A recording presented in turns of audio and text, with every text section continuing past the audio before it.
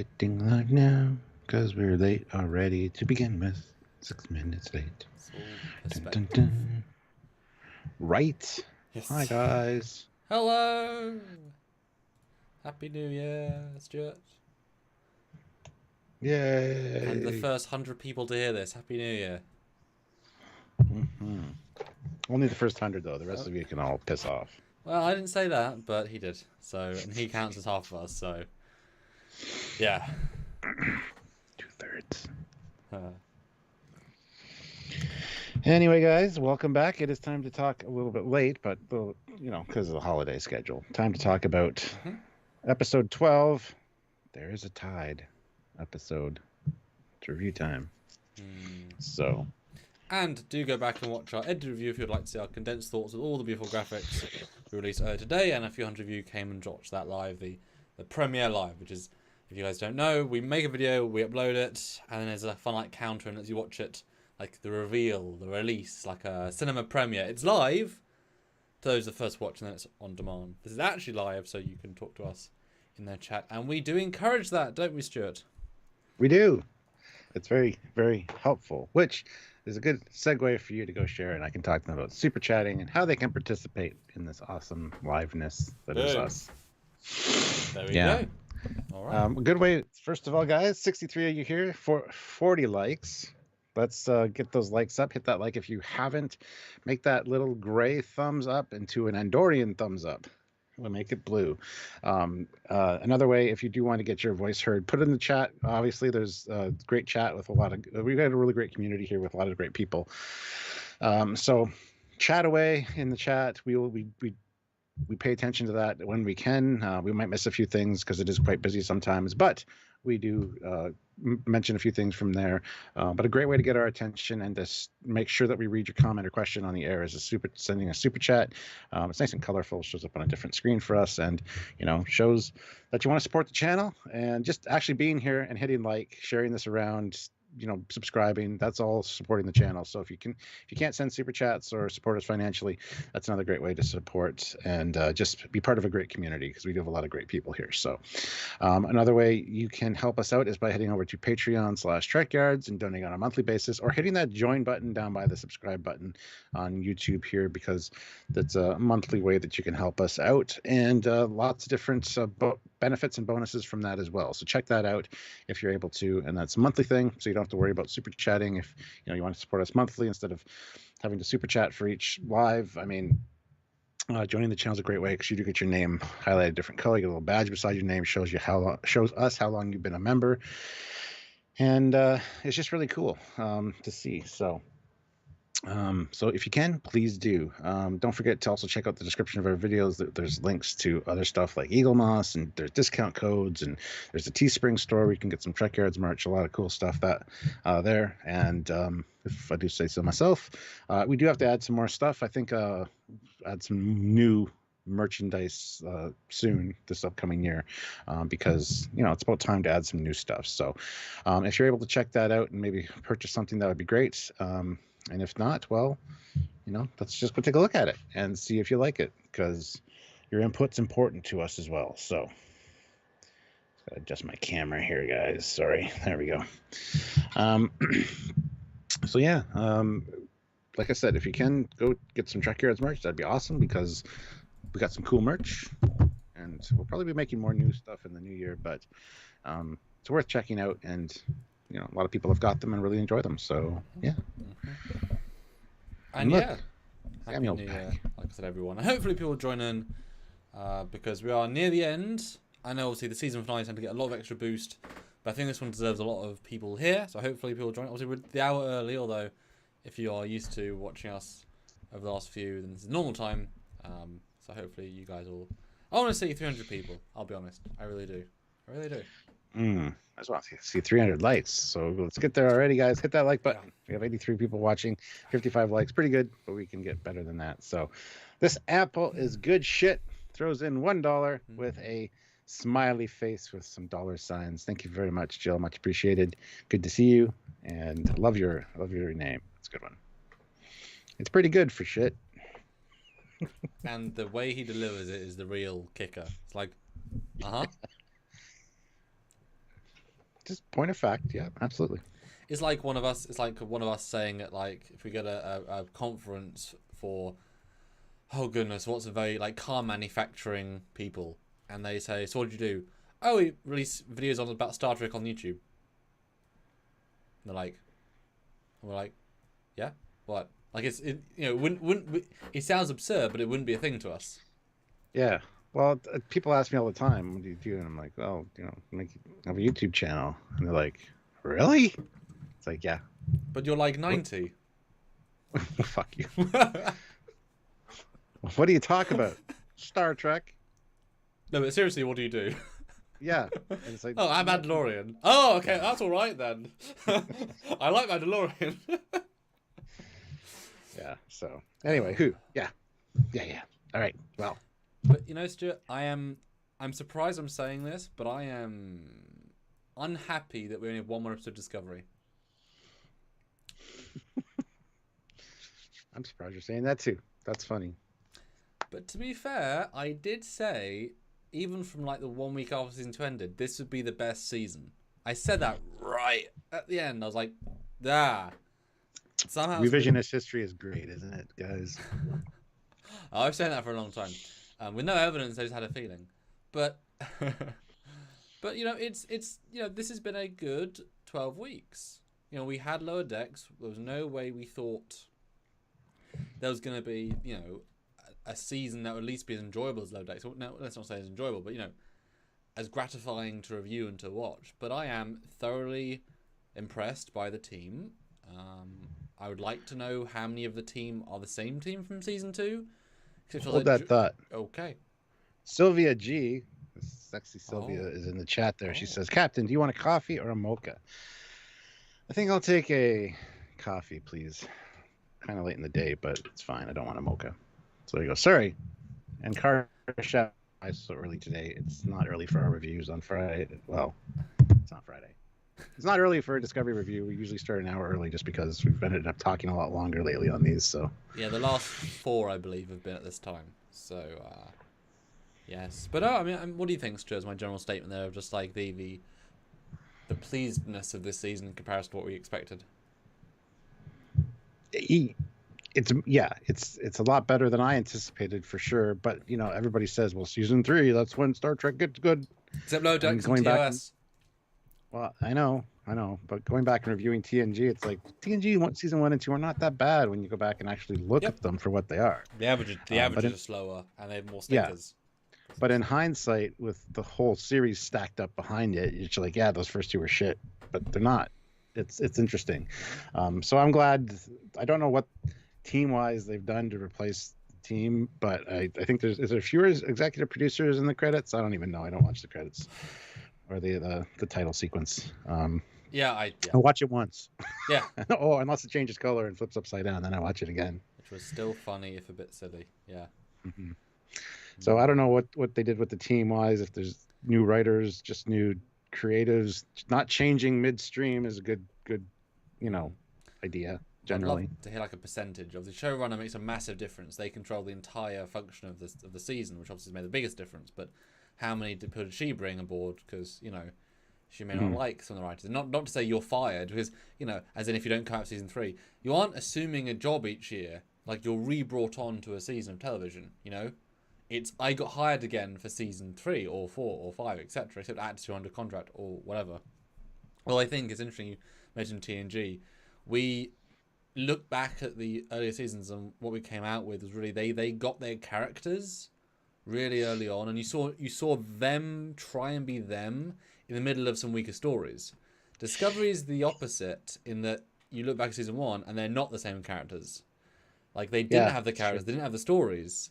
They maybe had more action, but it's actually funny. As I'll say revisionist history again, but you go back and you hear, oh, Picard was such a grumpy bastard in season 1 and 2, and he's not. He's Picard. He's exactly as he is later. Yeah. And he's not gruff really with Wesley. He's Picard. He's not grumpy. He's a more rough edge. Like he hasn't been, like he's the flatliner where a captain should be, and then he's like been what's the thing? You take a sanding block and he's makes the edges a bit smoother. That's the only difference, you know. But he's not sharp initially. He's just captainy. Yeah. Oh, Jesus Christ. My big elephant-sized anus throws in 5 pounds. As you should. What? We have engaged the Borg. The wedding's on Friday. Oh, that's funny. Ha! Ha! Ha! Ha! Ha! Oh. And you made me say my big elephant-sized anus. I thought, when I saw my big elephant, I thought it was going somewhere else. So, you know. See, Super Chat, you can have us say whatever you... Yes.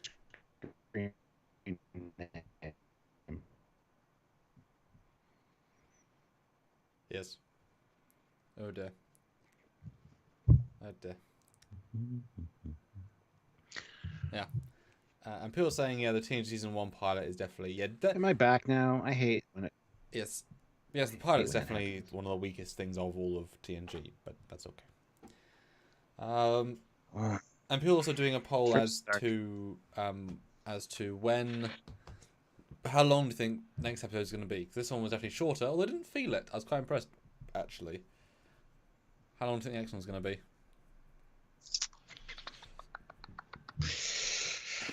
48 minutes. Ooh. I don't think it's going to be long. I think they had a choice where to cut this episode. Because it ends at a point. They didn't need to. There's so much... oh, come on. It could have ended right before they broke into the armory. Or that. That's where I thought it was going to end with Michael Burnham and the gun to her head saying, you're going to regret that later. That's where I thought it was going to end. Each time I watched it, I was like, oh shit, no, there's more.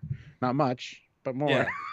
Or it could have been one more scene with Burnham and Osira where she's like, you'll rue the day, Burnham, and some dramatic scene, and then cut. So it was very much like a...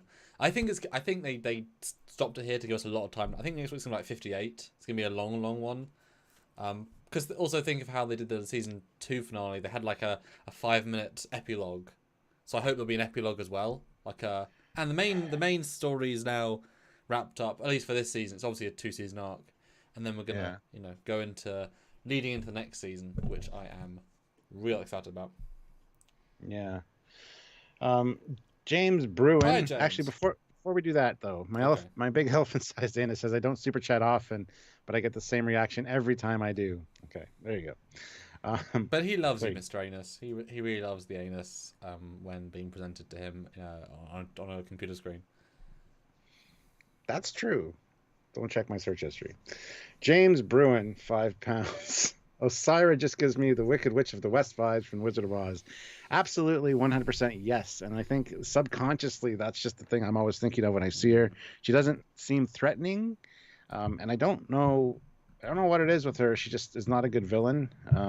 Although her acting and the twist in this one was actually very welcomed, and I really enjoyed her in this one until she just doubled back into what she was before that. So, yeah.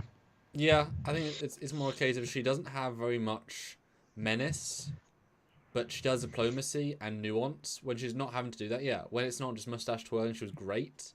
So sad to see her go back to being bad again. But I really want to know what they've done to her face, because she has either prosthetics on to change her nose, she either has a sort of a mask style makeup. Like her face, there's something on her face that stops her from acting as well, because she's losing her this, or she's underacting everything. She's not. Like, again, the nuance of the diplomacy was a lot better, but if she's just trying to be menacing, like, this doesn't move, it's just this, and there's just something lost there every time.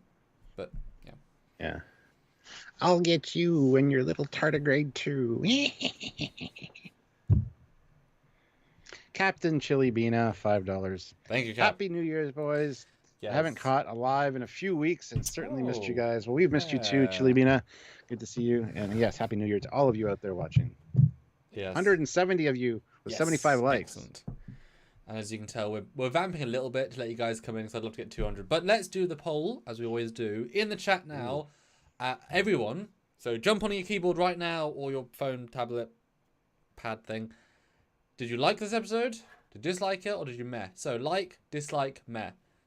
Spam the chat. I'd love to see what the consensus is, and then we'll go into our thing. I'd love to see what you guys think. We'll do that near the end as well when we've got more people. Because I think for the most part, obviously our chat has been on par with us most episodes. Yeah. Which is a good sign. Good sign. Please put in the chat. This is your chance to have everyone heard. I would love to know. Skookum Trooper. By the way, does anyone know if Janet Kidder is married? Asking for a friend. Is that friend someone who lives in your house and looks like you and has your wallet and therefore can pay And for dates based on your account? And wears your skin like a glove? I have to think about that for a second. 175 people here, 86 likes. Ooh. Guys, we can hit 100 likes easily. We can even hit 120. Why not? Hit that like button if you haven't. We got liked a lot. Boom. Dislike, meh, meh, meh, plus, on the fence, meh. I somewhat liked it. Yeah, pretty 95%. In the ballpark of the like. I think we had one other episode where it was unanimous, but I think that's pretty much the most consensus we've had.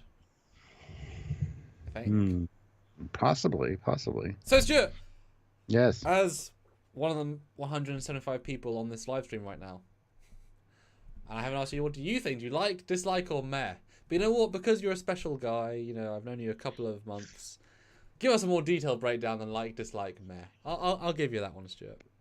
But before we do that, I just got an interesting text from my mother-in-law. It says, "Are you okay if I plan to post this on Geeky Sheep this Friday?" And it is Samuel Cockings and Captain Foley, little crocheted figures.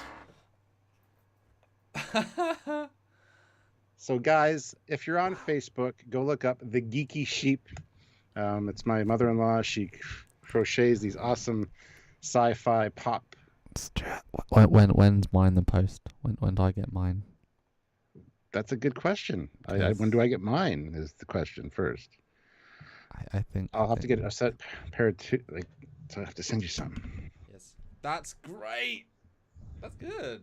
Well done, her. Very talented. Yes, we need them. And I didn't even know these were going to be a thing. This is just We'll a try them surprise. against you, yeah. That's great. Here, actually, I can send them to you, and you can put them on screen so they can see them better. But yeah, let's. I'll get into what I think in just a second. That was a great time to plug Facebook Geeky Sheep, the Geeky Sheep. Go check it out. Subscribe. She does some really great stuff, and she did really good at the last convention we were at. So, that is really cool. If you like Trekyards, that is definitely a thing to just go ahead and buy. I'll be honest. I feel you can't get those. You can't get those in the Teespring store. So, no. I don't know. And they're direct from Mama Stewart in law. Yes, the Admiral's Admiral. Oh, the Admiral's Mama. Yeah, go check it out. No, request your own Captain Foley and Commander Cockings little crocheted figures, which I think Samuel will put on the screen in a second. And we'll know.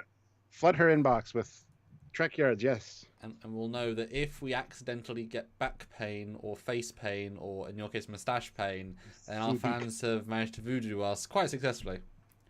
Voodoo dolls. Yes. There you go. Trekyards voodoo dolls. That's how we should market them. Official sell point. Buy the Trekyards voodoo dolls now. Hate us, love us. There you go. The official Trekyards voodoo dolls. I'm typing that to her right now. Yes. Anyway, yes. So, what did I think of this episode? Hold on. Let me swap the thing from the picture of us to the picture of the actual show. Oh, we look so good. So, Stuart, the joke I already made. Assume I made it again because it was funny. And go. What joke? What? About you being one of the live people and. One of the live people? What do you mean? Oh. What? Stuart, what do you think of this episode? Go. Oh, I really like this episode. Much better than the last episode. And as the middle of a 3-part, or like the... Yeah. If it's one story, this is like the middle part, Very well done. Made the other one better, the last one, because the last one we weren't super impressed with. No, that was bad. Just wasn't quite great. Yeah. Joe Torres says, how big are those cat? Well, look at the business card beside it. It's a standard, or in the middle is a standard business card. So that tells you how big they are. Probably about 6 inches or so. That's what I tell all the ladies.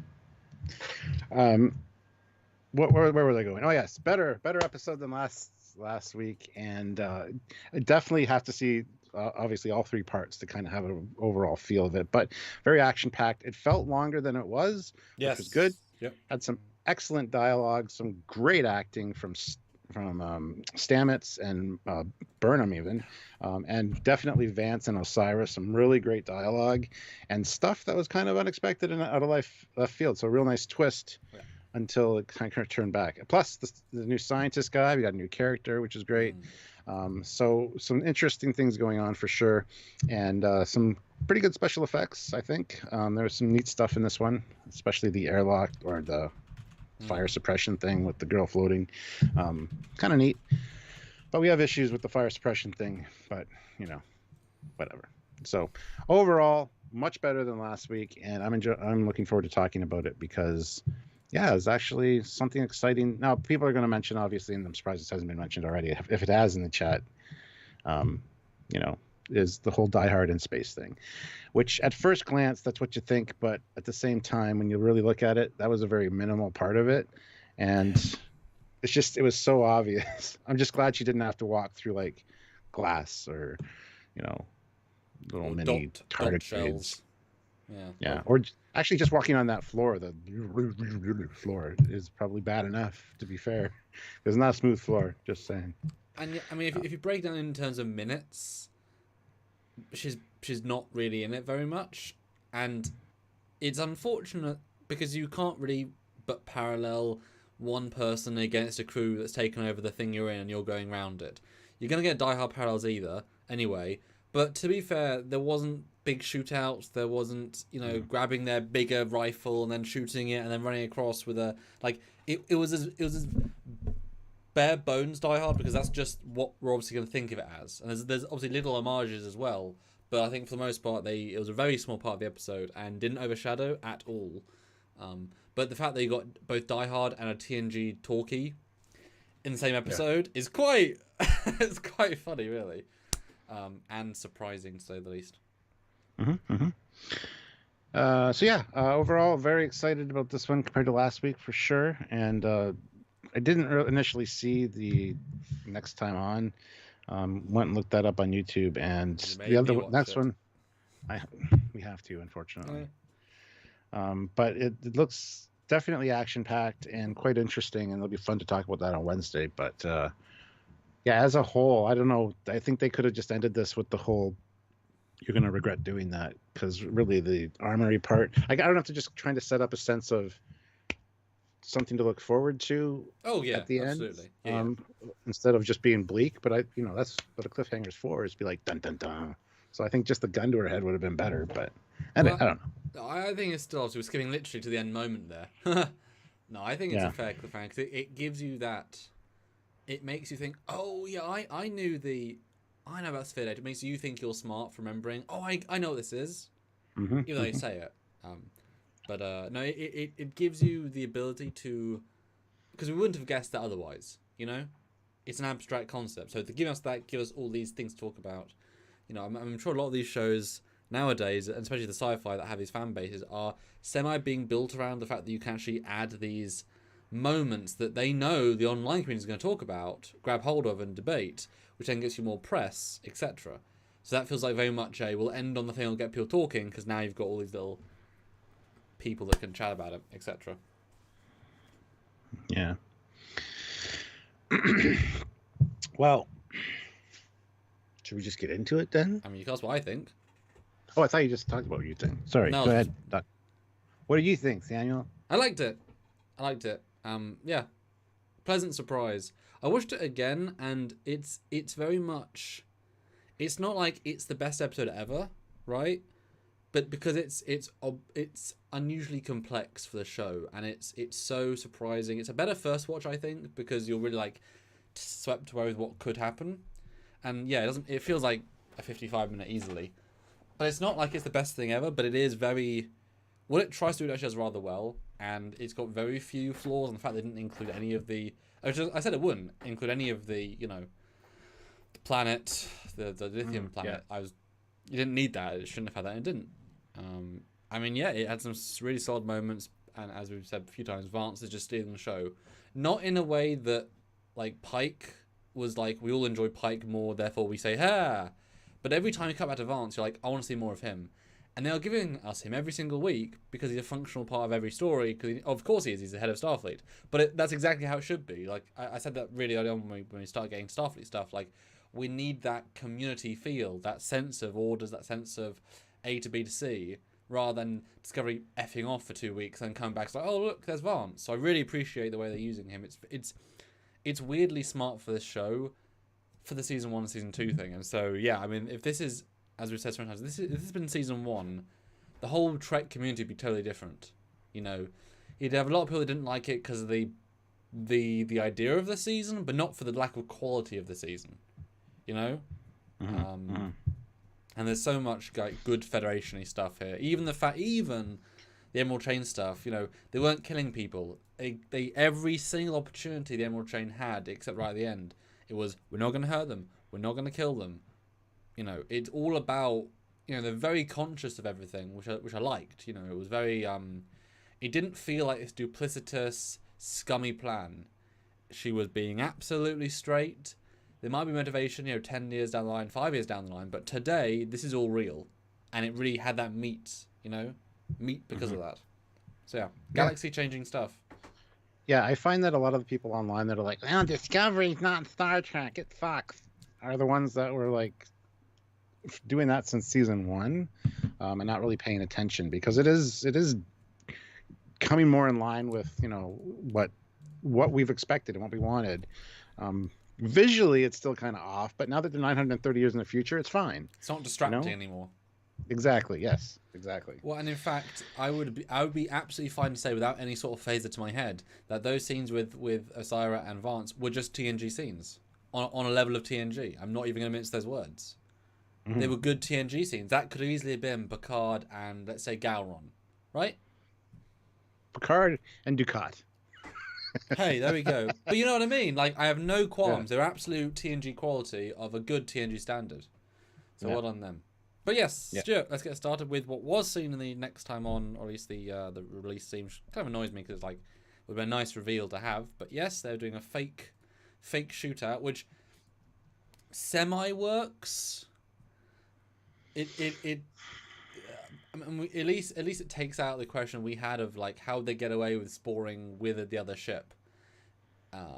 You get the kind of sense they did spore a bit further out, because they don't say explicitly they were like mega connected, even though spored with them. It's weird. It's a bit of a weird opening. Yeah, there is a line for that later, where they think that Osiris basically figured out the mycelial thing and was able to connect to their ship to jump with them. Which is interesting. But it doesn't imply they think it's as like we literally. It feels more the way they're saying that, like we got so close to them we were able to mycelial with them rather than we wrapped around them. Yeah. Because they couldn't scan it in enough time. But the whole shootout, especially in 5 minutes time, the Booker ship is gonna fly in like 11 seconds into the bay, and yet this thing can't catch them, and yet, it is. That's a problem with fake rescues and fake shootouts. There's how could you buy this? And if the shield, I don't know. You know what I mean? It's like yeah. It's evasive maneuvers, Yeah, even to the point where she's like, just tell them to cut it down a little bit because they're gonna blow a real hole in us, and that'll be a problem. Which is fun. That's fun. Yeah. But no, apparently, from what Starfleet knows, their comms are being jammed, so they think it's just still the Discovery crew. Which makes sense. And I like the walk and talk with those walk through the corridor, transport to the upper deck. That was pretty cool. Yeah. But how long they've been under attack, we don't know. Yeah. So, and then this is where they say they jumped into range with the Viridian attached. Osira found a way to compromise their mycelial network or their mycelial field. Mm-hmm. Seems so. So, and then they say both vessels have the residue of the Verubin Nebula. Bleh. Like it's kind of glossed over. It is. But at least they put the line in. See, they're listening. How many times have we said all we needed was one line? Yep. It's because they don't take it as such a big deal that we don't need to either, because they're like, well, isn't important anymore. They're already here. But they're smart enough to understand they're both together. Like, they play it well. We were both worried that it's going to be the big shootout in Starfleet, but Starfleet is on top of it. Like Starfleet is still in control of the situation until the very end. None of the ships have been hacked. None of the ships have lost shields. Like they are still. Like I would be surprised if next week is a big shootout in Starfleet Command, given that it's 13-1. You know what I mean? Like the way they've played it is so correct. Starfleet is still doing good, but they're not overreacting either. Real strong balance. Yeah, I love David L's comment. It's called the Boba maneuver. Oh yeah, we just had that. Fake a firefight to get we into did. the enemies. We just had that. Yeah, that's funny. That's good. Yeah. Yes, but they basically they install their own operating system on Discovery, which is pretty cool. Nearly all. There's a small bit of code that's proving hard to delete, and it turns out it's Ancient Earth Entertainment, which is using up hardly any memory. So instead of deleting it, they just turn it off. So whatever. Interesting. I'm so sorry. I didn't mean to, but I was trying to press a different button, and when you said turn it off, I accidentally pressed OBS for a different screen, and it went black. The exact second you said it. I'm so sorry. That was the perfect. Accidentally. But I didn't know you were going to say that. That's amazing. Jackass. Oh. Ozzy Maderos throws in an amazing $10 super chat. Yes. Thank you so much. Happy New Year to the Superior Commander and Super Captain Foley. Great episode. Fleet Admiral Skeleton Hands. Okie dokie. Hi, bro. Thank you, Ozzy. All right. Yeah, and the whole taking the operating system was such a genius move I would never even thought of. But we said last week about how we're going to get through command codes. Secret is just delete the computer. Put your own one in. Done. No command codes! Yeah. The thing that confused me here is, don't worry, they're not going to shoot at us while they think the crew of Discovery, we still might be the crew of Discovery. And then they focus on this computer console with this face. Like, what is that? Whose face is that? What is that? I don't understand anything that's happening. Oh, yeah. That was... I think that's meant to be footage from another one of the old shows, I think. You're right, that was weird. Like, just another clip. Yeah, it was really just oddly placed and focused on over the dialogue. It's just like, Yeah. Although, I'm wondering, I really hope this is a thing. If they've deleted the computer, I'm hoping that means they'll delete some of their archive, and they never got around to sending them to Starfleet Command. Like, some of that unique stuff that Discovery had, I don't know why they wouldn't have backed it up off station, but let's say they didn't. So it'd be kind of cool if they, limit themselves next season. And Jill is saying it's apparently Buster Keaton. I can see that. Yeah. It does look like him, but it's a weird... Very weird. Yeah. Anywho. Yes. Yeah, so then we got all the bridge crew is put away in the ready room. And that was stacked up chairs. And there's a few disconnect lines there. They say, have them gain on us, and the Asian guy says, they're backing away. But they're not. They're ordered to come closer. You went to the tactical officer. Why can't you tell? So there's a few lines which don't, like they, what's the word? They nullify themselves 1 second later. So he's just wrong. Like the lines, I guess that was a reshoot or something because he's just wrong. They're not. Oops. Yeah, and then the whole whoa. All you need is for leverage is the captain of the ship. Yeah, and he's not here, bitch. Just because you were in command doesn't mean that you're the captain. You're the leverage they want. It was like, really? I didn't like that line. That was also such a, like, no, Tilly. More hostages equals more leverage. Have you ever taken a hostage before? Oh, you haven't? Okay. Well, when you do, remember this. More hostages. Just saying. But then we get the reveal of, hello, sweetheart. And next time, maybe kill me instead of letting the ice do it. And he's got like good makeup. I know it's frostbitten.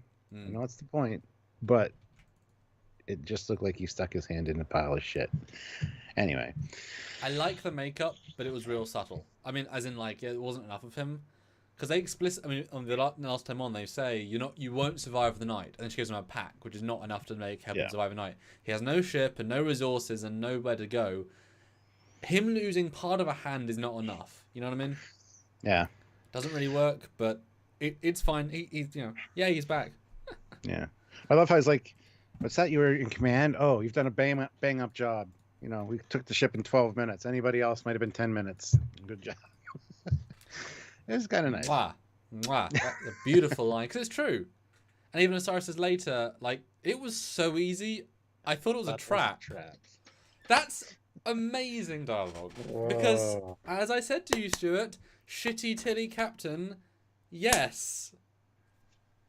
It took 12 minutes. Stuart, that is nothing. We've already been going 40, 30. But I love that. It's great. It's good. Good stuff. Yep. But they bring in Reen, whatever the hell his name is, the Andorian guy. Husband. And, yeah. And he's like, Osiris doesn't want anyone hurt, even this one. Uh-huh. So I don't know why you'd say that in front of everybody. It gives them leverage to cause problems. You can still stun them. Yeah. I know, but just a bit better to tell guards separately, like, Osiris doesn't want them hurt, but they don't need to know that. Because it's better if your hostages think there's a possibility you're going to get shot. But I kind of like the moral standing here of everyone playing it as guys, this isn't the point. You are just here so they can't shoot us out of the water. We're not going to do anything to you. Just don't do anything. Like, because it's like if you're going to be allies with them in 4 weeks, you can't be shooting them a day earlier, So I like the guy's balance, the guy they brought back. He was, he didn't take the same viciousness and anything. He was there to do a job, and a kind of I think he actually bought the idea why, and I can imagine he also knows about the dilithium shortage, and he wants to still be a player, as in the field. And he's like, I mean, I need it. This is my option. I'm gonna take it. I'll be here. So yeah. And Matt Deckard said, "Are you guys still on? We've only been on for 36 minutes. If you're talking about our premiere earlier, that was not live." Yeah. It's one of the problems with premiering them, because everybody's like chatting in the chat, and it's like, we've already recorded that. We can't answer you. This is where we can talk to you guys. So,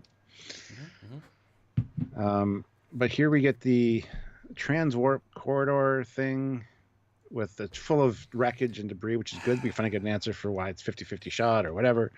The courier network, as they call it, and it's And just for clarity, it's a Wanderer class ship. We'll never get around that. Even morphing. We'll morph the ship and just get around it somehow. What? Anyway, sorry. Continue. No. I just wanted to jump in before you said that, so I'll let you say it again in a minute to make fun of it. But just for clarity, it's not called Transwarp in the show, or although it's kind of a weird edit. Magic, because they are like light years sectors away. This is a big old journey to get to this nebula. I mean, the point is, Starfleet has never visited this nebula again because it's too far away. That's why the spore drive is important.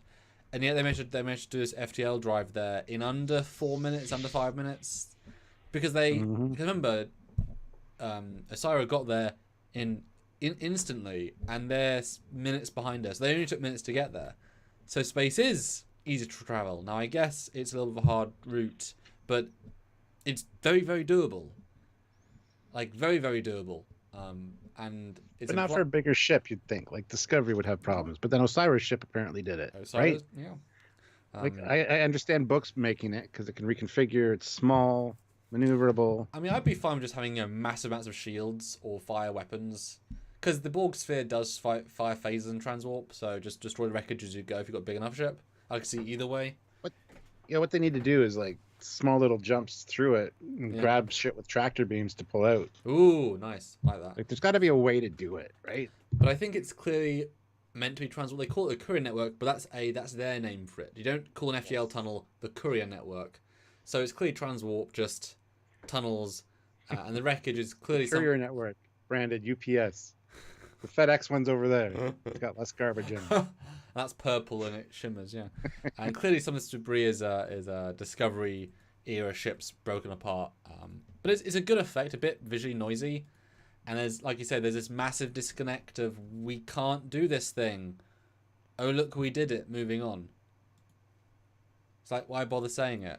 It's the second disconnect where they're just wrong. It's like the CGI people were like, oh, so how do we represent this can't happen? And they were like, oh, but we only have 4 days to make a shot, and it has to be, oh, okay.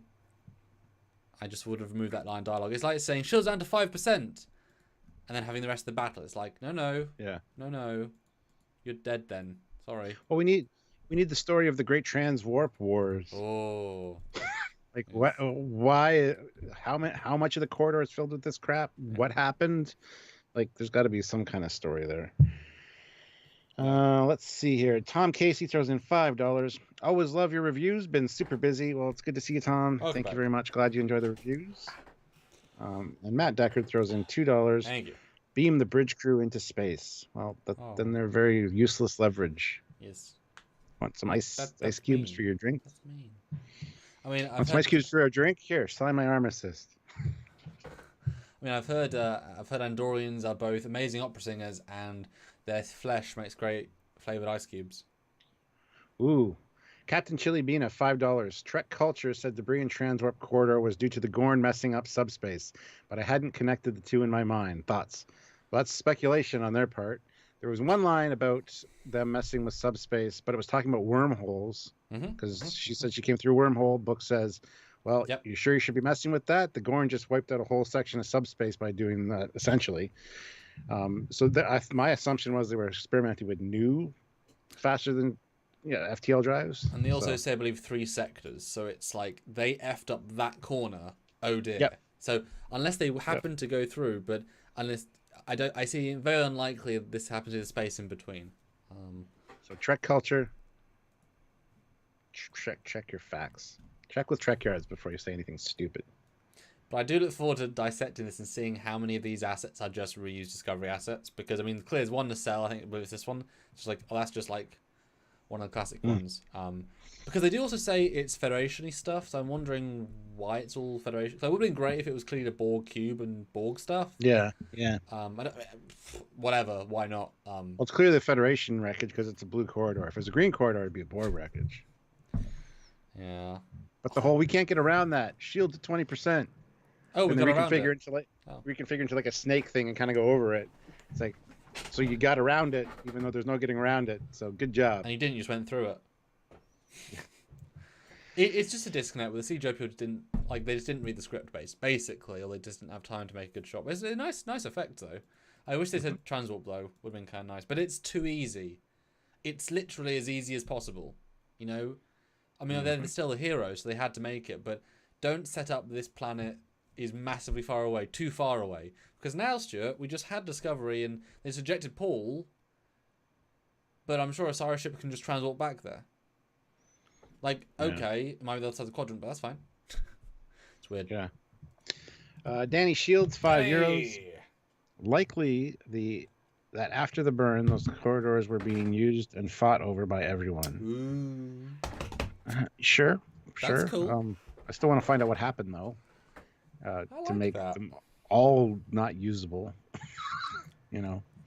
But I think we also talked about how maybe the Borg started invading, and then they had to destroy parts of the transport network just to keep them from coming. Like you said, big ships. Best way of stopping Borg cube is to fill transport conduits with garbage that will blow them up. Yeah. Danny Shields said puts in €5. Forgot to say Happy New Year's, guys. Well, thank you very much, Danny. Happy New Year to you as well. But I would love to see though the storyline of them tractoring stuff out of transwarp. That'd be oddly satisfying. Be kind of nice to kind of see them. Yeah, let's do a concerted effort to clean up subspace so we can use transwarp again. Hold on a second. Okay. Sorry. What are people saying? Who is the Federation president? I don't think they've cast them yet, which is why we don't know. How much is the reuse from Picard? Some. I'm back. Yeah, that's right, I am. Yes. You missed me. Admit it. Yes. No, you didn't. Liars. Yes. Oh, look. Oh, we got close-ups. Yes. Look, it's my phaser. And your phaser. It's even a little dolphin, like she made it accurate. Sorry. Yeah. But anyway, yeah, so they finally get... Well, Discovery just entered the gravity well. We better lower the shields, so it doesn't get crushed. I love how at first he was like, no, we're not letting Discovery in. Mhm. Like he's doing what's right. But then he decides, okay, open a port big enough for Discovery, and that's it, which was great. So I love the hesitation though. Like he's not sure what the hell is going on, and then when Book's ship comes in, it's like, what the hell is going on? It just and asks so many questions, you know. Well, yeah, and considering if this is meant to be the most dangerous way of traveling, like if Bookship wasn't on the ship, there's no way it would risk transport unless it was life or death. Oh wait, they did. Holy shit, must be important. Yeah. Yeah, and then it aims right for Discovery and slams in through the open door. Well, that's why they kept the door open. We got an answer for that. I mean, it's for emergency landing plan Bs. Although one weird thing here, the VFX team forgot to include the Viridian in these shots. I noticed that too. Because they're being chased and fired upon. But now they're not being chased and not being fired upon. When a small ship comes in, which they know is a baddie and they should shoot, as in Viridian should shoot, and Bookship would not be able to take those punches and be destroyed. Yeah. No, I think it would have been great to have Discovery, and then the Viridian, and see Bookship kind of like hug the donkey. Yep. Hug the donkey. Yep. Maybe get hit once or twice. Maybe launch an torpedo for lols. Yeah. Yeah. But as it's like heading towards Discovery, get hit once or twice. Yep. And kind of like they have to course correct. That would be awesome. But again, it's weirdly missing. Now, I do appreciate in a minute Asara's going to say, how did they get in range? Why didn't you shoot them? Why didn't you put the fucking door down when we took control of the ship? But Osira, the door controls were lost. What do you mean? Yeah, the technician said they just can't do it. What do you mean? There's only two options: up and up. Up and depressurize. But seriously though, like I know Osira makes a point of why didn't you shoot it, but where is the ship in the VFX? Like I can maybe buy it pulled back because they're getting close to the anomaly, but that means the Bookship had a transwarp pin between the ships. Because it had to be very, very close to beat a ship to it, otherwise it would have gone past. It's a very nebulous. I think basically a different VFX artist worked on this and didn't know about the other shots, so he didn't connect them because there's like a missing. You know what would have been fun? Yeah. Is for them to come out of the thing, but they have tractor beamed a piece of debris. Yes. As soon as they come out, they let go of it. It flies into a Cyrus ship as a distraction. They cruise right on by. That would have been awesome, actually. Well, I mean, not just that, they do actually come out of the thing with debris. Like, you can see their stuff falls out of them. That would have been great if it was, Transwarp's in, they go, like, so they say, turn, and then the debris hits the Viridian. That's why it stops, and then they crash in. That would have been great. A really good little sequence. So, actually, yeah. I mean, I'm going to double down on it. They come out with the debris. There's a piece in front of them. They dodge it. Yeah. As they go over top of it, they grab with the tractor beam and slingshot it kind of into the ship. Yep. They didn't bring it out deliberately. It was just in front of them when they exited. That would have been, it would have been cool. Just saying. Yeah. Let's see here. Danny Shields, no, we got that one already. Got that one. Captain Chili Bean at $5. I think we'll get a big reveal for Federation President. Could be a legacy character's progeny. But here's hoping it's Guinan instead. Yeah, with the way it's presented in this one, it's like either there is no Federation President and it's all Vance, which I don't buy, or it's going to be somebody like, which I don't think we're going to see until next season. I think there's going to be a time gap of like a year between the end of this season and next season, and then we'll get the voiceover as to what the hell's happened. But I think we'll find out who the president is next year, not this year. So, yeah, my professional guess there is not so much it's going to be a legacy or anything. It's more that obviously that job should have a certain level of respect. It's the president. But I think they haven't cast them yet because they know they're going to do more political stuff in season 4. So they want to make sure they will cast someone important, but they don't know who yet, so they're just making it sound like a reverential part, ready for season 4, cast someone cool, start, there we go, boom, president. So it's kind of both, but also not in a mean way. It's just like, yeah, we haven't cast them yet, but we know it's going to be someone kind of cool if we do full political with it. Yeah. Olivia Julius, $2. Olivia's here. Sorry, I didn't make it to the meeting with the Orion. Well, we'll see you next season. Hellrats 96, $5. Thank you. The quickest way for them to alert Starfleet would have been for a book ship to fire on Discovery. Yeah, see, that's the other thing I was thinking of, because it's already like a what the fuck moment. But yeah, they needed something to, because she tried messaging Starfleet, but the ship was so damaged, his comms were down. Of course they were. Well, no. They say the jamming like override like frazzles them. There's like an electric shock. The ship's fine. Well, that's what I took from anyway. The way they kind of. Well, no, she says, Burnham to HQ, do you copy? And yeah, like sparks. He says comms are fried. And then we get the whole, they're letting her in. Oh, she did this already. They were she jamming. did the same thing. That's all. No, okay. This says they're fried. Did the same thing on Benthos 4. She snuck in and blew up the presidential palace. Oi. Yeah. Nice lady. But I don't mind the crash. It wouldn't make any sense if the ship wasn't called Discovery because the door would be closed. Like as I do quite like the CG, although I don't like the fact that as soon as it crashes in, you lose all visibility. It just becomes a visual mess. But since the ship managed to crash from atmosphere or orbiting a planet, the ship's fine because it crashed from orbit. This is not a crash from orbit. Like it seems powerful, but it isn't. Although you would think this also damaged, it would pretty much destroy the shuttle bay. And why aren't the shields of the shuttle bay enough to stop it? Why isn't there shields to stop it? Yeah, there's the thing. It smashes in the shuttle bay. It takes up the whole pretty much shuttle bay, the size of the thing anyway, right?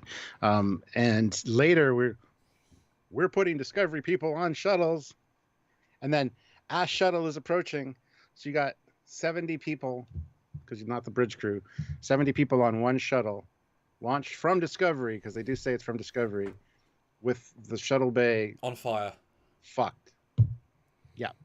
Yep. And you got everybody on one shuttle, apparently. Wow. That was the other disconnect of words, actions, and CGI that doesn't quite work. Yeah, I don't buy them launching any shuttles from this bay. And, yeah. Those can you imagine if people on... Oh, my God. Can you imagine if the shuttles are actually filled with people right now waiting to launch, and Bookship came in and destroyed them and killed the entire crew? Yeah. Like, in a different world, that would be what happened if he was a few minutes later. Yeah. Absolutely. So Burnham Burnham brought them into this future. She could take them out of this future. God. You came here for me to keep me company? Well, I've decided your time is up. God. The TARDIS class shuttle. Yes, that's the Jericho. Exactly. Yeah, just that's pretty much the last big disconnect of that doesn't work, does it? No. But anyway. At first I thought, okay, it's a shuttle from, the Viridian. No, it's a shuttle on its way from Discovery. Okay. Really? Did you see the shuttle bay, guys? Oh, wait a minute. We haven't seen the visuals yet. Okay. Gotcha. But we get a great pan in. Probably the best visual effect shot of the entire thing. How it uses all the scale and goes in. Looks cool. And there's stuff on the hull, which I'm going to look at now. Like stuff on the saucer. What is the stuff on the saucer? I don't know. I noticed that too, and it looked like repair bots or something doing their thing, but it doesn't work. It's not though, but it looks like it. What? I don't know unless it's just damage, but it's also got lights next to the damage. I mean, maybe it's I have no idea. Yeah. Hellrats 96. All right. Oops. $5. Hey Cap, if Bookship wrecked all of Disco's shuttles, does that mean they'll finally have to get the new ones? Yes. And the fire spread from the shuttle bay to the laundry mat, and all of the uniforms are now burned. So we're finally going to get new uniforms once this crisis is over. Stuart, there had better be at the end of this season a moment when, as a congratulations for everything, they're given the new uniforms where you see the entire crew, just like season 1, in a sort of arena, all wearing the new uniforms. That better be the end of the season. Yes. That better be like one of the last visuals. It's like Vance saying, I wasn't sure about you guys, but you finally earned your Federation stripes. Here's your literally a Federation stripe. That's good. Thank you. Anyway, yeah, this is how did they get in? Why didn't we shoot them? Anyway. At least they say it. At least she Yeah. also. So it was kind of like, yeah, exactly, villain. Why didn't your stupid ship fire on them? I'm with you, girl. Yep. And the whole, we can't tell how many life forms are on board because of the fire suppression systems. So 930-year-old advanced sensors still can't figure out what's going on. There has to always be something that blocks sensors, no matter how advanced they are. Although, Stuart, I thought the procedures to set out to stop a fire was to evacuate all the air out of the room. We see that that'd be a later great on. thing to do in the shuttle bay. So why didn't they do that in the shuttle bay when they could have done that? Because all the cargo and the shuttles that are still there would have got sucked out too, blown out. Not sucked out. But that kind of feels weird. So they do have other forms of dealing with fire. Suppression. Yeah. Because they stop sensors. Good point. Yeah. Yeah. Oh, then we get this. One of the cringiest lines for me for this episode. She goes into the spore drive room with the scientist there and he says, I cannot believe that this 900-year-old technology, 930, must have been a golden age of science. It's remarkable. And he paused at the best moment. Implying this is.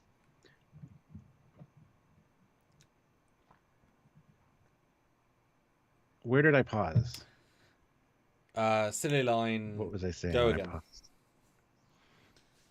Oh, the whole 900-year-old, 930-year-old tech must have been a golden age of science. It's remarkable. And she's like, well, yeah, tell me the greatest scientists in 3 sectors can figure it out. Anyway, so this kind of hitches onto the line that they say later of, you have a spore drive, which is unreplicatable technology, which we haven't heard of till just now, because we've been speculating it'd be cool for them to start putting that on. Stuart, you know how in season... remember... Yep. You were just going to say it. Remember when they were saying, we're getting, during the Klingon War, we're refitting the fleet with spore drives, because they were all going to have spore drives. So the Federation managed to almost make it, and then never mention it again in season 1, as if the writers were shit back then. Just they might have shit. Been. Yeah. I mean, I think, okay, so this is a line is a very much we're going to pat ourselves on the back for being Discovery. Way. But it's also the idea of, a breakthrough is still a breakthrough. I did it again, damn it. Oh, we were stars for a second. Okay, a breakthrough is still a breakthrough. It's more a case of, I have never seen this. In the one field it's special, this is incredible. It's not because it's advanced, it's because it does something very simply, but as a breakthrough. So he's just kind of like amazed by it. It's just, he's a science guy. He's a fun, Yeah. But it wasn't get the pinnacle of science time. That was well afterwards. Yeah. And I get that the unreplicatable material or the unreplicatable tech stuff refers probably to Stamets as the conduit for the link up between the network and the tech. But it's not made clear. It's really sloppily done. And that's a Trekyards answer. That is not what it's implying. Because there's 2 lines. There's one that says Stamets is unreplicatable, the other tech. But that said, though, now they've established they can't make more. Although, to be clear, only Osiris says they can't, and Vance does not reply to that. So, as far as we know, he can, because he got to study it. She did not get to study it except from scans. So there's no actual confirmation. I watched his reaction very closely, and it could be played like, I know more than I'm letting on, and we do have ships that are... Yeah, exactly. Which I hope is what it is. I hope that's the case. Although, if we can't replicate it, that would also be kind of cool, because then it doesn't have to be a burden on society. And if it can't be replicated even by the mega future, then that does actually... Because remember, this is like... It's like saying... These guys saying, we have no records of you. Tells us that their influence was not going to be felt in any other era. Was successfully deleted. If they say it can't be replicated even by us... then of course Voyager could never have made it. Doesn't matter if the tech had existed once, it could never have been made again. So that is a good way of pulling it out of the canon entirely. This was the miracle. It's like Spock going around the sun. It could only happen really then, the times it happened. Didn't happen later because those are fluke accidents, or fluke success. Everybody's saying it's the tardigrade DNA that's unreplicatable because they're extinct. Well, first of all, I think they're extinct, not... He doesn't really believe that, first of all. And also, the guy actually says we can nurture the DNA. We can grow a new tardigrade. Yep. That's not a problem. You just have to nurture it. Like he actually says, like they have the technology for that. So that's not the case for the unreplicatable part. The way it's stated, it's like this tech is not. Yeah. I mean, the spores maybe the spores, but we have a whole spore planet. Hopefully, probably still around somewhere. It's probably evolved now. Yeah, and besides, the way Stamets plays the moment of it's extinct species feels to me like he's just saying that as an easy way of closing that conversation loop. Yep. And I've tried replicating it myself before. Well, have you really? Why would you have? Like, well, so that he's not the only one that's that. But remember, it got banned as soon as season 2 happened, so he was not allowed to anyway. Yeah. I do love the line later too. Like we haven't even seen any interface for you to this machine because he took the shunts out of his arms, which was interesting. Oh, true. But it's a bit odd for sure. But I don't buy for a second tardigrades are extinct. The fact is, they can't even scan to Starbase Sector 215, whatever they said. How is Paul scanning the galaxy to know they're extinct? They hadn't even met a tardigrade until Discovery era. We never heard of one after. So I don't think he can possibly say they're extinct. Rip was clearly not extinct at the time. He was a rare he was a new species. So he's just saying it. There could easily be more. There may easily be more. Who the hell knows? Moving on. He can't possibly say that. Exactly. No evidence. Let's see here. We got Jay Donaldson, $2. How did they get in? Who left the door open? Ha ha ha ha. It's the same one that let the dogs out. Yes. And how that's 96. That's a stupid joke. That's a really stupid joke. So when Burnham is choking out the guy and she gets stabbed, why didn't she just Vulcan neck pinch him? It's a good question. Because she was under pressure, was in a fight. I mean, you can go back to any real world fight and say, why don't you do this? And you're like, because I was in the middle of a life or death fight and the whole fight took 12 seconds. What do you want from me? No problem with that.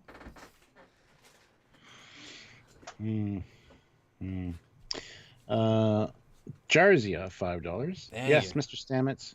We will grow the tardigrade cells. Stamets. You're going to take them out first, right? Right? Yeah, he makes the point. Like, what if your technology is not successful? Yeah. You'll have to kill me. Like, he knows the guy's just a scientist. He's trying to guilt him with things that would affect him. Like, my partner, I'm worried about my partner. His name is Hugh. Yeah. Oh, yeah. But actually, the way they imply it, and Vance is not correct, is that I get the kind of sense that there are higher grade scientists outside of the Federation than inside the Federation. That those institutes are doing stuff that are pushing the boundaries the Federation isn't because they've got enough resources or people. And so Stamets is like, well, Starfleet doesn't know how to, and the guy's like, I mean, we can. Like, there's that slight disconnect of you aren't the top of the chain anymore. Because, he keeps saying, well, this, and this, and the guy's like, no, we're not going to kill you. We'll find a science way. Mate, this is all good. Because there's that nice balance of, the Emerald Train isn't necessarily... fundamentally, it's a bartering trade organization with unfortunate undertones of negativity and gangship. But, I mean, still, it's interesting. Well, Ion throws in $5. Hey. I wonder if Osira utilizes her Orion pheromone powers. Yeah, that's never clarified, but... I mean, they got genetically engineered out of them by TOS, so no. They haven't had Orion pheromone powers in hundreds of years. Hence in Enterprise, hence in Lower Decks, etc. Not been a thing for a long time. At the close of the scene, though, he says, and to think the Federation would hoard their technology, but you'll break us free from this yoke of relying on dilithium. You're a value to the universe. Thank you, Osira. Yeah. The galaxy's a much better place with you in it. It's like, okay, we get the weird relationship thing going on with these guys, and we get a little bit of an explanation for it, but the thing is, it creates that instant perspective shift of, actually, that's an interesting point. Yeah. Whoever controls dilithium controls the galaxy, and if she's trying to give, if she's trying to take that restriction out of the universe, and he's there to help, it's like, it's interesting. It starts this journey of becoming three-dimensional. And the fact that she's softer and more nuanced here, and gives him opera at the end. There's a certain real sense of, you're actually my friend. It's not that classic, I'm going to use you because you're a scientist. That's like, yeah, I've known you for 45 years. Yeah, you're Yeah. actually my friend. Like, obviously, you're my scientist, but yeah, I mean, no, I was only an assistant when you knew me. That comes into play later with the conversation with Vance too. Yeah. But anywho, It's good stuff. Uh, It's good, and he's good. I love his nuance. He's much lighter, softer. He has a different cadence to his voice. It's good acting. It's a all good decisions by the guy's choice. Yeah. And remember, this one is directed by Jonathan Frakes, so I think it kind of shows as well. So Maybe his best directorial episode of Discovery, perhaps. Could be. That's alive. We'll look at each episode he directed of all Discovery and say, rank them. Yeah. Anywho, don't you know that Grudge is safe and sound and comfy cozy, so we're fine. Yay. The Queen is safe and secure, he says. Anyway, this is where she gets another shot of radiation, and the radiation thing disappears from her face. Yeah. It's not how radiation treatments work, but it's the future, so fine. Stuart, have you seen TNG Voyager DS9? You remember how Jonathan Archer suddenly grew Klingon ridges and lost them? That is how that works. I would prefer something like be scanned over her face to fix that, though, instead of an injection, and it just disappears on its own. It just seems kind of stupid. In half a second, yeah. But here's the whole: you're gonna go out because I got this thing that somebody was trying to steal from me. I got this thing that hides you from sensors. I only got one though, so you can have it. They need to know that there's somebody here, so I'm going to be captured. You're gonna bugger off. And then she's like, well, is this a bad time to say that I love you for the first time? It's not the first time you talk in your sleep. And this was not the I love you that was in the promo for this episode last week. That's later. But yeah, anyway, so yeah, they love each other. Whoop-de-doo, they kiss. It's nice. It's fine. I love how he calls him a tosser. I took it off a tosser who was stealing my cargo. Now I'm thinking 930 years in the future, he probably wasn't raised on Earth or in England. Well, they say he's never been to Earth. That was already in dialogue, yeah. Yeah, so are you still using the phrase tosser, really? 930 years in the future? Wouldn't it be an alien phrase you'd use? Like, dang ferret? Space tosser. Whatever. Yeah. No, it's just... I liked it. It was all good. It's fine. It was all good. I liked it. And it just shows their chemistry. It's effortless in comparison to everyone else. As in, like, a relationship, sub things. Like, they don't need to even put too much time into it. But also, the fact that they, sleep together means that she doesn't live on the ship, she lives on his ship. Like, it's another level of, he committed here and she's staying with him, and they bow chicka wow often. And then she sleeps and says, I love you in her sleep. And he's like, haha. Then we get Vance coming to the conclusion. He's like, why is the Cyber just sitting there? Oh, shit. All weapons hot. Prepare to fire on Discovery my command. I love the realization. The way that's acted and played, it's like, yes, she's on the Discovery. And he's willing at this second to destroy Discovery in a second if he needs to. And in first watch, this feels like a little bit down the line. But in second watch, this is very quickly he realizes this. In actual scope, he is right there on the ball with this idea, and his immediate action is great. It's very good because it does make no sense. Why, like, if she was really on the other ship, she would have hailed or left, or the subterfuge was only going to last so long. But as we soon learn, it wasn't subterfuge for anything beyond getting through the front door. That was it. Job done.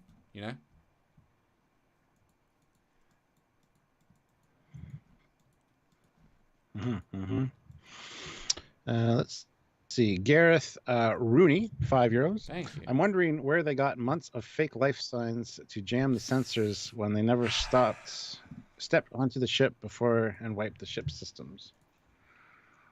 That's a good point. And the way he says it too, I'm going to activate and the dialogue when we get there. It's like there's a word or two missing.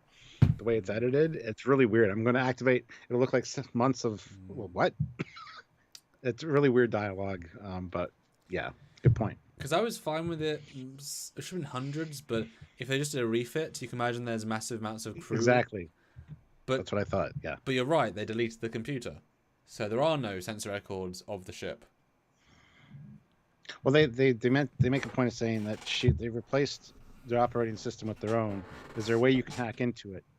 Yes, but yeah, that's never clarified, and I never thought about it till just now that it's brought up. But that's very interesting. Because I bought the idea that he couldn't hack into Discovery's operating system, but he could the one he knows. Emerald Chain's one. That's actually quite a good way of doing that. But yeah, there shouldn't be any sense readings at all. Well done. Plot logic. You broke a plot moment. Well done. Funny. Yeah. Kevin Scott, 76, $2. Thank The you. Expanse equals better sci-fi minus disco equals more fun. Or disco equals more fun. Oh. Okay. Okay.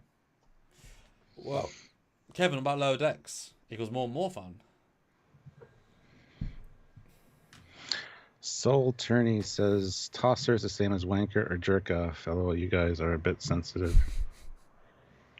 I'm not sensitive. I just think it's funny that he's using tosser as in 930 years in the future he's never been to Earth. Yeah. It's just stupid. Stuart doesn't care about the word. He cares about it being an anachronistic term now. Yeah. Anyway. And this is he's not even from Earth. It's like getting a thesaurus from Victorian era when you live in Arabia. It's like, why using a Shakespearean word that hasn't been used anywhere in Arabia? Why? Trying to sound fancy and smart, Yeah. I guess. I've done my homework.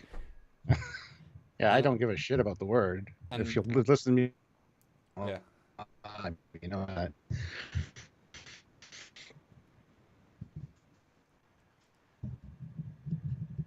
Yeah. Ooh, Which am I back? is Hello. Tom Gone 3D. They replaced the operating system, not the database. I don't care, or I don't know.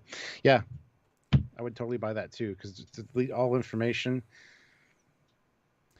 So yeah, it's just the operating system interface and locking out subsystems. But I would see it as they're not there to do anything. I mean, obviously they still can access the spore drive, which implies that they obviously have access to the tech, and you assume deleting the computer would then lose the ability to do that. But you'd also assume that they've only got minutes. They didn't prep this, right? So they would rather brute force their way into the systems, and the best way is just to wipe stuff clean, put a new thing in. How long will it take to systematically delete an operating system they've never seen before, replace it, have full access, and then whatever, you know? So I could see them just saying C drive, delete, new. But it's like, you can't delete, you know, yeah. You can see either ways, but I see it more as a, yeah. Anyway. Yeah. Aeon, $5. Vance should have accepted the armistice. The needs of the many outweigh the needs of the few. But then again, Osira is super shady. Yes, and he even explains why he says that, because there's a show of good faith on your part, because really you could be yanking our chain here. Emerald chain. Anyway, if you stand trial, that'll mean a lot, because she even says, you know, you legitimizing Starbase 2 whatever by us putting a outpost there will legitimize a lot of our trade, the crimes you've committed. So no problem with that. Although she's also conceding way more than Starfleet is in this situation. Starfleet's doing basically nothing as far as giving up most things, like the slavery thing. How much more good faith can you give than removing slavery from their constitution? I think she gave enough good faith, you know? Yeah, but I still don't trust her for a second. Sure, but her body language was great. Like, yes, but she wants to be legitimized. And even when she gets caught off guard with the question about who's going to represent them, yeah, it's like, oh, she's lying. Oh, he glitched. Ask me again. It's like she had practiced the whole thing so that it was measured, right? Anyway. Yeah. But they bring Book into the raid room. I get a vague vibe that Book and the other character know each other. Like they've dealt. Like, I'll see you again, son. You know, sweetie. And the guy's like, I see. That's my word, bitch. That's my word. But in kind of like a fun way. So they're but with them needing different sectors at the beginning, I figured it was just called him sweetie or something on the way down there. You know. Oh yeah, that's actually what happened this time. But they're in the same sector originally. Because remember, Book crashed on. They crashed on the yeah. You're right. You're absolutely right. Yes. Yeah. Thank you. So I mean, but not like knew each other. I bet it's just like, I recognize you. Oh yeah, you're a. Oh, do I know you? Yeah, I'm a courier. Oh, nice. But yeah, it's just. I think it was probably like maybe a deleted scene. They walked down and he called him sweetie, and they. But it was fun. Like I like that little unnecessary connection. Yeah, That's yeah. good. But yeah, you know, I don't want him hurt, but you know, make him understand that if if he causes any problems, you know, not a big deal. Let's see. Then we get Burnham, this guy is trying to pry off of one of the badges on the wall, and she kicks the shit out of him and gets stabbed in the leg. And I was blown away by the fact that our hero, who's Miss can do everything, first person she attacked, F's her up. And in not like a stupid way, just like she hasn't thought about the knife. She hasn't she made a mistake, but that happens. And he's just a better fighter in some ways. I thought it was a very grounded scene, actually. I was quite amazed. And she didn't kill him. Just knocked him out. He actually appears later. He's actually the guy they beat up next to the armory as well. He gets the guy beat up the most of this episode. Oh, really? I didn't even notice that. Well, because there's only 3 guys without helmets, so there's only so many people. But yeah, I was really quite impressed how quick this was. Like you expect epic John McClane, but now she gets stabbed in the leg instantly. Yeah, and I love how she doesn't let him go though. She keeps she powers through the pain, and you know, knocks him out. So thought she did great. I have nothing problem here at all. Except she takes it out, which is a big no-no. When you're stabbed with something, you're supposed to leave it in, because you take it out, you bleed out. Although I think if she's going to be walking, then the blade will then start stabbing and slicing. So I think... Oh, it would. Yeah. Yeah. It's a no-win scenario, except she won. Although you would think she has I'm guessing she got a phaser from somewhere else, because she doesn't shoot him with a phaser here, even though she has a phaser later. It's on her arm right now. You can see it. Well, it doesn't mean there is one in the emitter, because that could just be the emitter. It doesn't mean there's one. She had one when she went down to the planet. She's still wearing the tactical gear that she had. Yeah, that's true. It's on her arm. I don't know why she didn't stun him either, but it's on her arm. Yeah, no, yeah. Because she had to get stabbed, Stuart. That's why. Yes. Eric Spingler, $7. Thank you. Why not stun him with your phaser? Good question. Stephen W. Fathery, $5. In season 1, they said they would need more tardigrades to mass produce the spore drive, and that ships were looking for them. Yes, they did say that they were looking for more tardigrades. But they had also said in one line of dialogue that they've started installing spore drives on the rest of the fleet. So the tech works, just they need more Stamets. And that was the scene with all the admirals in the room. Yeah. Yeah. And then we get another nice shot of the exterior, and there's a new plate layer on the top, which I haven't seen before, with some more maybe phasable turrets. I really want to see this ship in more detail, Stuart. Eagle Moss, Ben, hurry up! Ben, hurry up! On it. Now, one thing that's interesting too is I noticed that there's only 2 kinds of ships in the dry dock in the base right now. There's the ring ship one, and then there's the Nog style ship, which I assume are science vessels, because he said most of the fleet got sent to Kaminar. So the Constitution-looking ones, Voyager J, they're all gone when you see shots of the rest of the ships in the starbase, especially later when they start coming up to... In this shot, there is 2 more, though.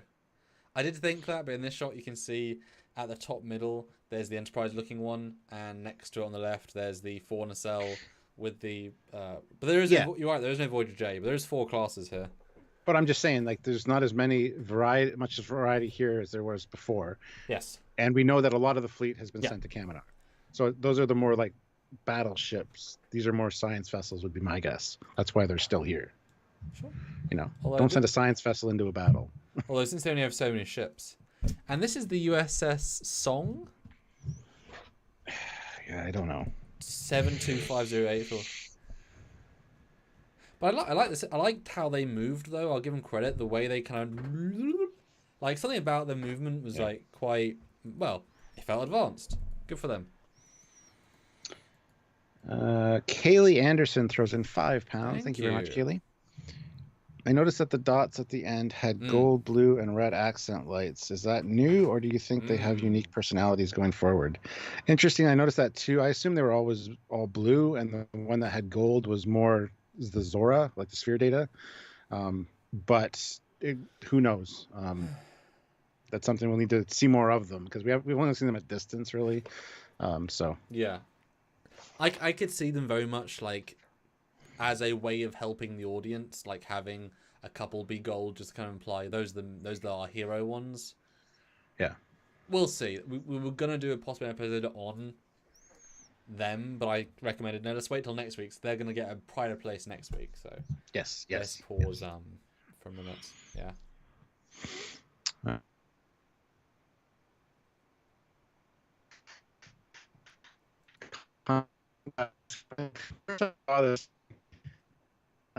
are they? Hold on, Stuart. We'll bring you back in a minute. I'm like, well, we can't really say put it on screen because they use. For fuck's sake. I'm sorry, Stuart. It's no one's fault.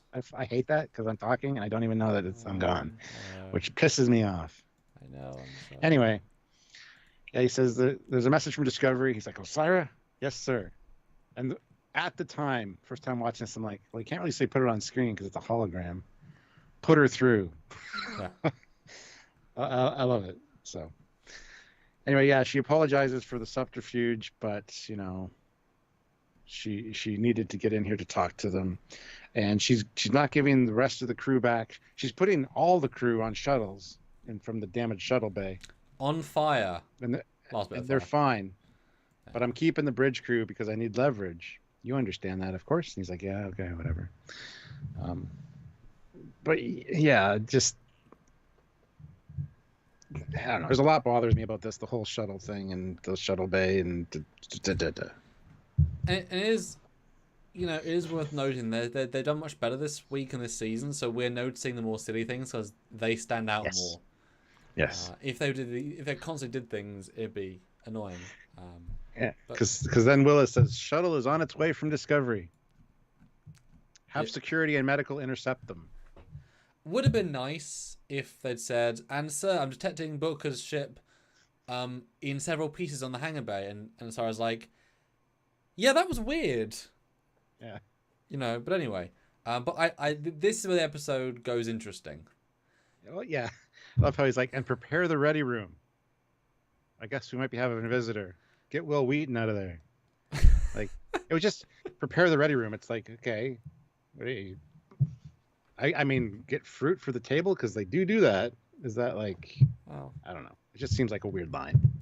Yeah, well, get the other guys out of there that are having a meeting about tax forms, The guys that are playing Warhammer 4K, 40K.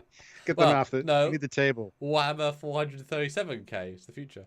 But this is a great scene. Like, again, this is where it shifts from being, she's actually going to talk and she's not fighting in her tone here. And I love the fact that the way she says everything is suddenly, from a governmental point of view, I'm Minister Osira of the, it elevated and, he's like, send back the prisoners. Well, I'm not going to leave that bargaining position. Like, it's all very formal and governmental. It's a really, like, because she's actually putting on like a respectable front to deal with the guy, but it doesn't come across as fake. Just like, I don't have to be thug me, I could be minister me.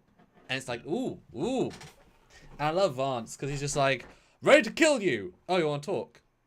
Oh, Okay. And I'm gonna okay, let's do it. I love it. He's so good at this. Yeah. Well, we get the Die Hard segments. She has to cauterize her wound with the phaser, and we see it actually would track back into the little thing on her sleeve. Blue which beam, is cool. Stuart. Blue beam. TOS. Got some TOS. Yeah. That's nice. the healing beam. Even though later she uses it to cause the fire. But it's nice to see a beam. We rarely get beams in Discovery, and there's actually quite a few this episode. Yeah. But here's where she selfishly sends a message to her mommy and says, this is the line, I might see you in some distant future, and maybe Daddy will be there. This is just setting up for the rescue in the next episode where the Vulcan, or the Navarians, I keep calling them Vulcan, the Navarians come in to save the day, probably. You're dumb. But at least it's set up. To be fair. But it's too... Message Starfleet. Say, Vance. I mean, at this point, she's already talking to Osira, but still. She doesn't know that. She knows nothing. I know. I know, and let them know that you're on the ship. You know that you can work with them or something. It's like talking. It's like, um, what's his name? Al, I think. Yeah, talking to the cop Yeah. or from Die Hard. Yeah. You know, you need that help, that assistance from outside. Your mom's kind of far away. Yeah, why? Like that's not close. Nope. Assuming Vulcan had or Navarre has some warp fueled ships ready to go, that they would choose to send. No one has many ships. Even if there are any ships, why would they go help Federation, etc.? But it's just bizarre because it's implied that they're blocking comm traffic when they come up to the base. Once they're in the base, they what is allow comm traffic. I get that. Yes, she's got their badge. So maybe she can go through their static. Although since she can't beam with it, they're clearly stopping all beaming. But yeah, why would you not call Vance first? It's a weird moment. I didn't even consider that until you pointed out this morning. It's like, yeah, first you call Vance, then you call Navarre, because Vance is literally out the window. You can wave to him, and he will be able to see. Good eyes. They're very far away, and they have to have a ship that's capable of coming in. And I'm sure the Viridian is a powerful warship. I'm sure the Navarrans haven't got anything readily available. That said, if we see a red ring ship warp in at the end, a Vulcan ship that's like big and cool looking, okay. Or even a green ship with a ring. Yeah. A hybrid ship would be cool. And there would be a nice if I said this last time, if the Romans came in to destroy in the Picard season, and this a similar looking ship warps in this season as a hero, that's kind of fun. Yeah. You know. Mark Lawrence though throws in $5. We need to get Captain Foley's Starlink internet when it's available. No, Starlink is not available this far south. That's only for way up north. Is that the Elon Musk fancy thing? Yeah, Oh. that's just for way far up north. Extend the border straight across from U.S. border to U.S. border, and I'm in southwestern Ontario, so I would be in the States. It's just I'm in a shitty fucking neighborhood. I need to get fiber. Yes, you do. Which is coming soon, hopefully. Yes, that's why we go to 4K. No, and Sarista says her mum can't help unless they are a lost cause, right? I mean, that's only if she's working as a what are they called? The representative? Yeah. No. She can't attach herself to anybody. No, not Jatwash. The Jolon True. No. Kuat Malat. There you go. The Kuat Malat. Yes, thank you. So that's if she's doing a formal mission. She can still tell the government they're in trouble. Like, she's not secret bound unless they're. She'll just tell the government it's fine, and they'll come. T. Reed True throws in $5. I love the look of the Jeffries tube. Anyone else? Yeah. I mean, we've seen it before. We saw Stamets crawling through there fixing stuff, and it's all right. It's a fine Jeffries tube. It's a bit too advanced, but so is everything. But also nice and pipey. Same with 2S. Yeah, absolutely fine. No problems at all. Yeah. Oh, what do you think of the subtle beaming transporter? Like, she actually beamed a transporter bay, which we have not seen all season. They can go in. Oh, that was kind of cool. Yeah. Yeah, it's kind of cool. This is a great conversation here. The whole, we're not going to do anything, but if they do anything, you have my permission to fuck them up. Yes, sir. It was great. And the way he says it's like, Federation, it's unacceptable to shoot first. That's great. That's great. Yeah, and it is so civilized. He's giving them a lot of respect. For he's doing his absolute due diligence here. Good for him. Mm-hmm. Jasper Soros, £5. Thank you. I'd love to see Navarre ships. Their designs should be interesting, and aren't Romulan ships pretty powerful? Combine that with Vulcan tech would be cool. Yeah, it'd be cool to see a new ship at the end of this. Trekyards, we need ships. Give us ships. Although I'd be fine with saying Romulan ships are warships more advanced than Vulcans at all eras because they don't focus on war. And war tends to generate more powerful weapons and shields. So I'm fine to say, like, a TNG or a Vulcan ship is nothing compared to a Romulan ship. Because you wouldn't consider Vulcan ships to say Federation ships. And then you'll see you got a big fleet. So Yeah. Then we get the Morse code scene. And I love how Tilly's like, oh, sorry, doesn't want us hurt. But anyway, they disarm these guys by just saying keep tapping. Which is pretty great. Pretty great. Aeon says, I don't recall John McClane calling his mum. Right? He did leave a message for his wife though, in case he died. Holly. And he said it to the cop. He said, if I want you to pass this message on to my wife. And the cop's like, no, you'll tell her that yourself. Ha. Yeah. This scene is good, although it doesn't quite work for me for some reason. Well, the whole Detmer and what are you worried about them getting us killed or yourself? Like what? Like I know you're causing a distraction, but I don't know. There's something about it seems weird. Yeah. Also totally agree with you. The lighting's a bit weird. The red and the green. And who is this other lady? Like she's the red shirt's gonna die next week. Oh yes, actually, you're probably right. Yeah. Well, why else would they introduce a new bridge officer when we don't even know enough about the other ones? And I know they're not meant to talk, but it's like they're actively saying, let's not give them lines. You know, this is the moment of a really epic conversation. They're all interacting. How many actors get to tap on screen, man? Hey, sure. They can put that on the resume. More languages spoken. Yeah. Languages spoken. English. Tapping. Well, they did like the joke of what were you saying to him? Just keep tapping. That's kind of fun. Like we're not just keep tapping. Just keep tapping. Like there's no message just to piss him off. That's fun. Yes, but here we go. This is where Rin says, Osira will have taken over the whole operating system by now. Mm-hmm. Could you hack into it? I can try. Mm-hmm. So yeah, he's just he's trying to get it into, which I don't mind. It's just the operating system, and there is still in the operating system, you know. Yeah.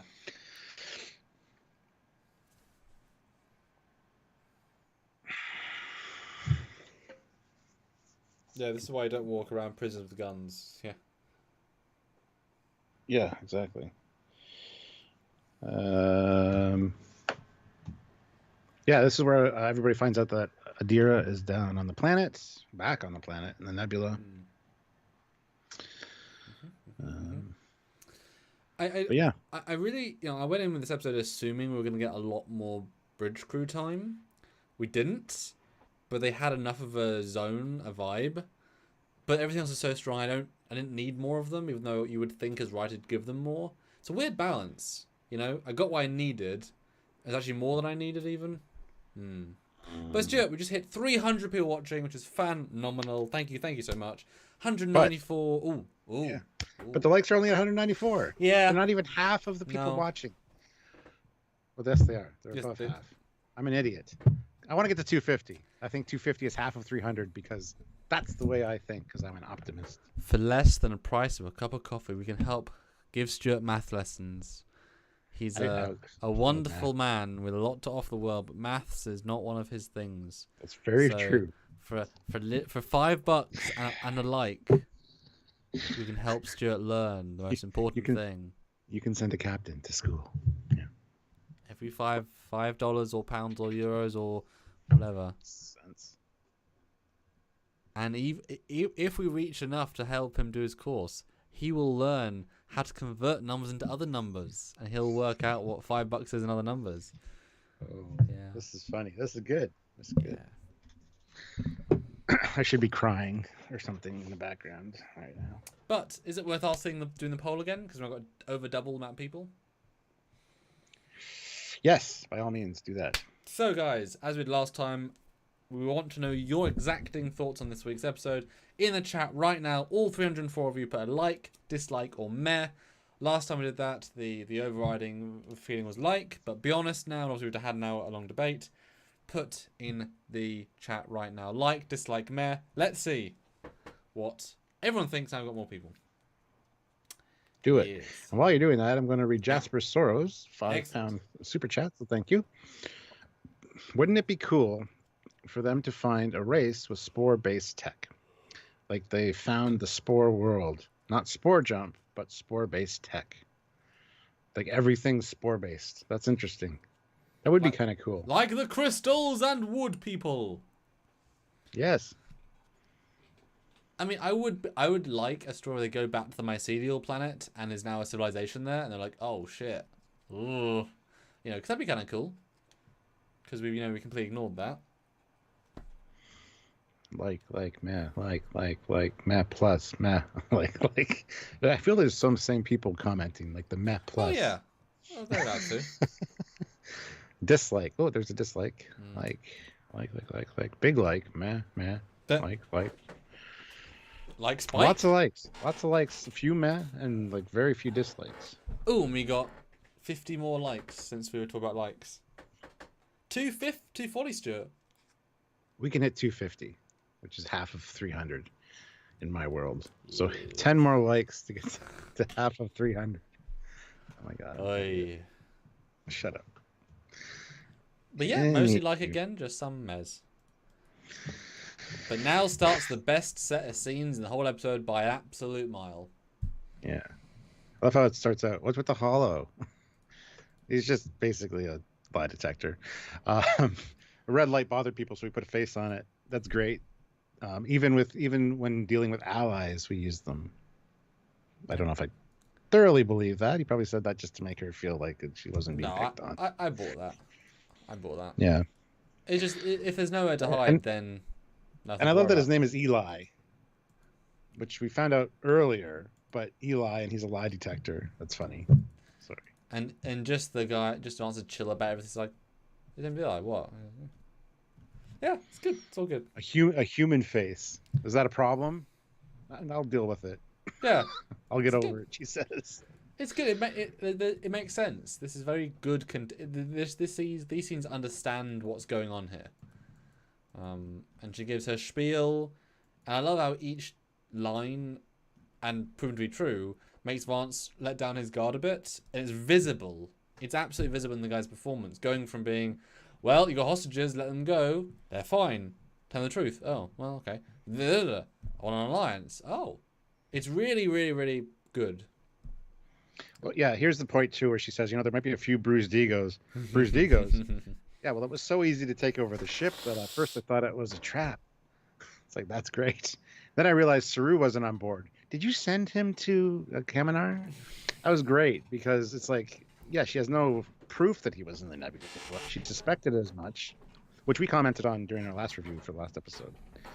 So the fact here, she's like, did you send him to Kaminar and fall for my little trap? Yeah, that's interesting. I like that. So, yeah, and that's such a great line, because it was easy. And I told you the only reason she was captain was that she get captured really easily. She's a bad captain otherwise. She shouldn't be captain, of course. And she even says, yeah, because there was an ensign in charge. She says like, well, yeah. And the look on Vance's face is like, fucking knew it. Yeah. Because obviously. Yeah. Like if you put Kim in charge, no offense to Harry Kim, you're not going to be as surprised if Voyager gets disabled quicker than Janeway. Like there's no, you're never going to expect them to outdo to Janeway's work, etc., or Tuvok, or even Paris. No offense to the disparity of Paris' more experience, etc. So I just like it, but it's not dwelled on. It's just like, well, yeah. Good, it's good stuff. But the way she approaches it, I want peace, and he's like, oh, you're gonna have to expand on that one. Yes. But the whole every empire fails. You have a chain of planets. We have a federation of mercantile exchanges. Good, clever line. Great play on words. Yes, absolutely. And it's relatable. It makes sense. It's like from the perspective of this, we get. But also to be fair though, at no point in the season did they actually accept at Queloth. What's it called? Quazon. Now you got me messed up. Oh, the Book's planet. Quajon. Quajon, yes. Yeah. She calls Book Quajon later. Which is funny. That's his nickname. Yeah. Well, she doesn't care about his name, does she? But I like the fact that every time we hear about what they're doing, it's always military exercises.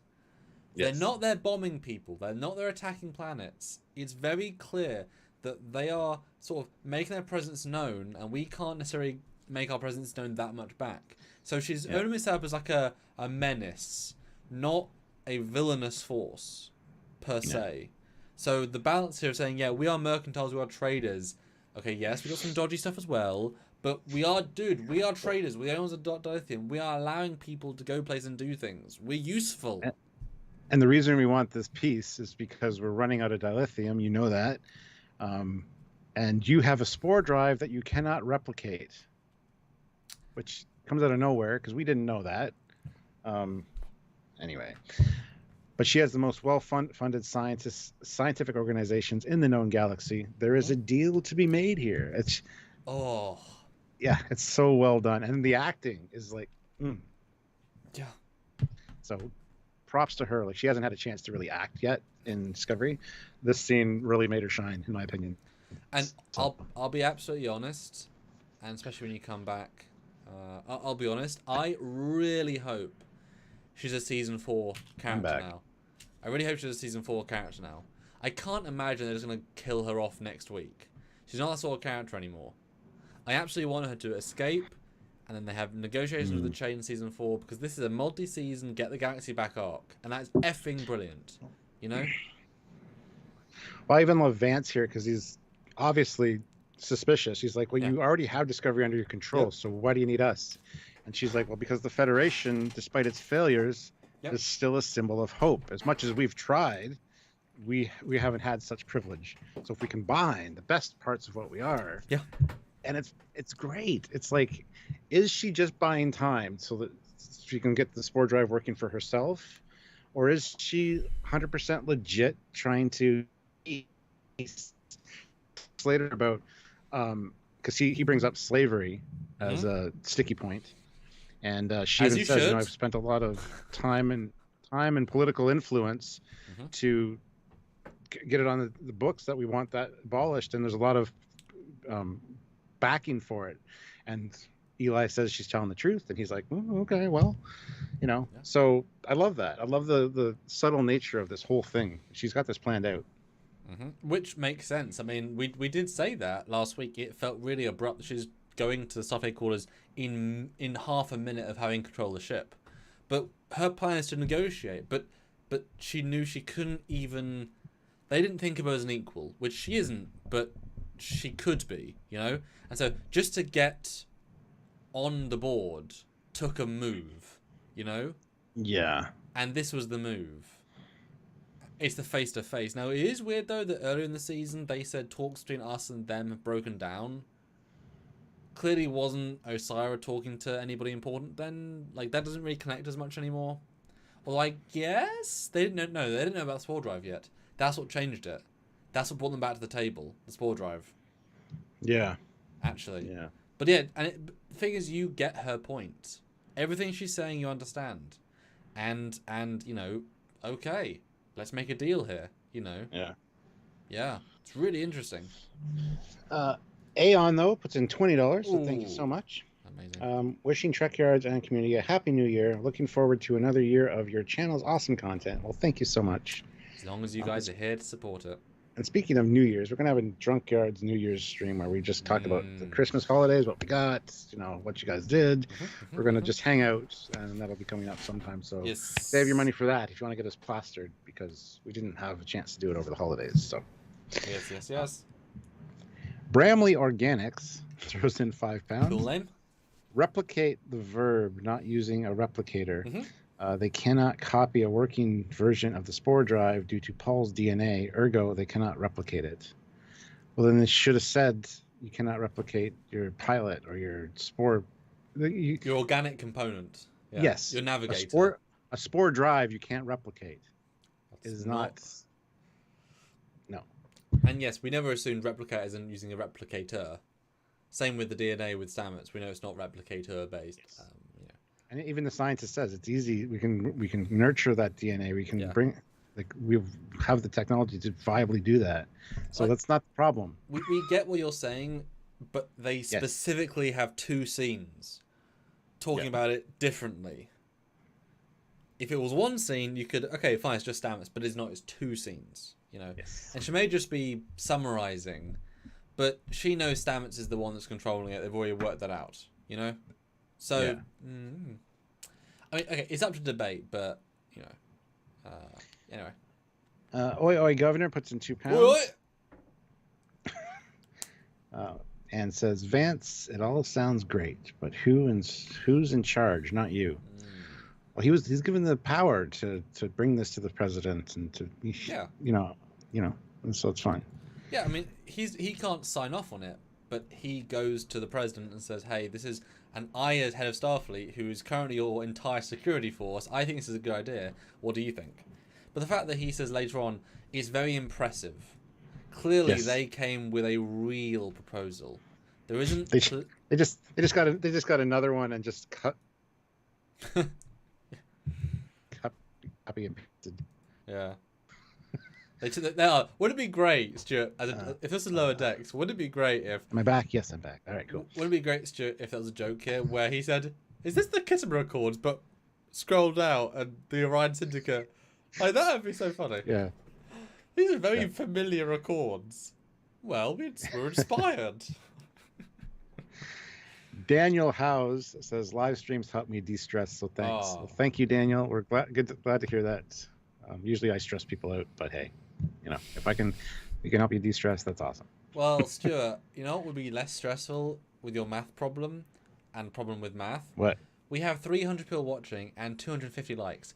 If we can get to 300 likes, then Stuart doesn't need to do any math at all. He just knows that there's the same amount of likes as people. So help us get 300. There's no math then. 300 likes. Well, see, if we have 303 people like we do now and 300 likes, then I'll know that 1/3 of you haven't hit like. See, I'm that good with math. That was a joke. Because Samuel's seriously thinking about that. Ozzy Madero's $5. The cop on Die Hard is Officer Sergeant Al Powell, Fleet Admiral, Skeleton Hands. Okay, yes, he is. Good, just an incredible film. Definitive. Yes. We're back on Discovery. Rose's comment as well.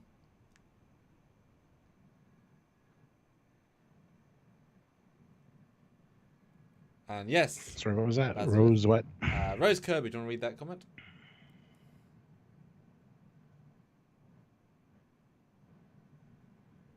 I didn't hear any of that. Click like for internet power. Rose Kirby, Stuart, if you want to read Rose Kirby's for that time. Hi, I wanted to say thank you for your live discussions. As my Netflix has gone down and I can't watch anything at the moment, thank you so much. Anytime, we're always here. And if not, we have old content you can watch. You can pretend like we're always there. But back on Discovery, we find out there's a free agent aboard. And she's got one of the comm badges.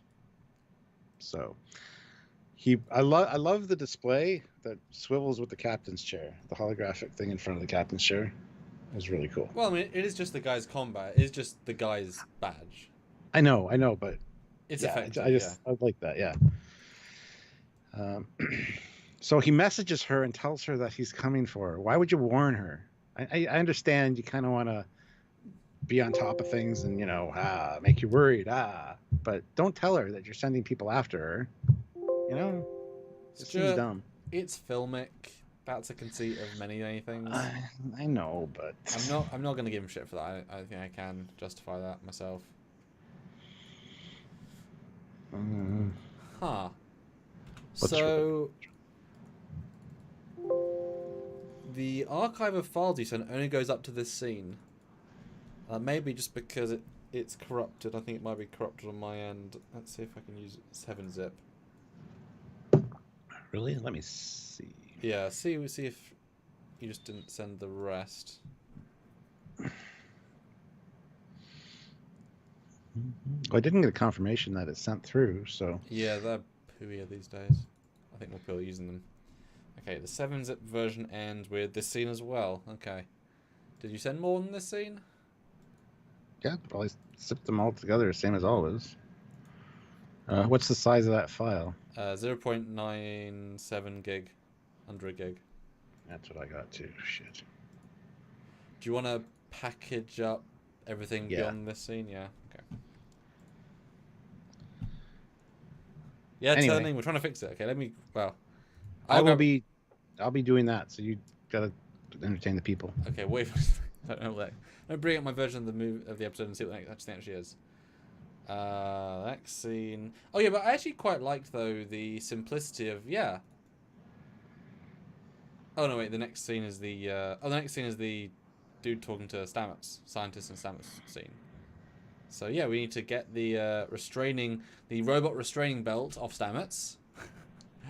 We need to talk to him, and it's a surprising conversation. Yet another scene that I was not expecting to go the way it went, because Stamets doesn't play the, "Hey, let me go, I'm not a prisoner." You know, it's like this. Okay, yeah. You know, that's not that interesting, but he plays it really cool. I guess it's kind of implied that he can still hear and understand them with the collar on. Yes. He doesn't feel out of it. He just feels like he's can. So I wish that was said, but I kind of got the sense. But I love the interplay here. He's obviously manipulating the scientist guy, but he's doing it in such a long play of get to know him first. I really like the acting. It's very not what I was expecting. I really appreciate it. And the actors, the scientist Kenneth does great. I'm very I like this scene. Yes. Yeah, it's just doing its thing now. So give it a few minutes here, okay? Yeah. I'll talk about because I got the subtitles. Yeah, I love how he talks to him like, you know, scientist to scientist, and Stamets recognizes that, and he tries to play off of it. First, they talk about the Andorian opera, and how, you know, if you hear it in this perfect setting, you can hear 4 different. He's like, I'd like to hear that at some point. Well, I'm sure you will. Cyril, you're a good scientist. You know, you'll be able to be part of the Science Institute. Paul brings up his kids, says, I see you have kids. And he's like, how do you know? Because of the piercings behind his ears. And it's his partner's obviously an Orion. And that was a really nice touch. Don't know how he noticed. Well, you would think that with the neural thing on, he can still see what's going on. So, sure. Yeah, it was sweet, and it was good for. I also hope, and I get the sense they're going to bring him back for season 4 as well. I really hope so. Yeah. But Paul's like, children are a blessing. I have one myself. He's like, oh, congratulations. Yeah, and I'm very concerned about them and my partner. They're in the Veruba Nebula. You know about the radiation there. It's dangerous. His name's Hugh. Because the other scientist is trying to say, I haven't noticed any interfaces for your, you know, you to link in with my serial network. So I love how Paul's playing this. And like I said, it's not how you'd expect him to play it, but it still feels about right. Yes. Yeah, it's interesting. It is good stuff. I just like the maturity. This is where they talk about the tardigrade DNA in his system, and it's like, we can, you know, if we can't extract it, what are you going to do? You're going to have to kill me. You know, trying to get it, make the guy again seem like. And he's like, no, we can take that out. We can nurture that. We can grow that. That's fine. We'll be able to do that, no problem. It's kill really not you? a concern. No, it's fine. We're fine.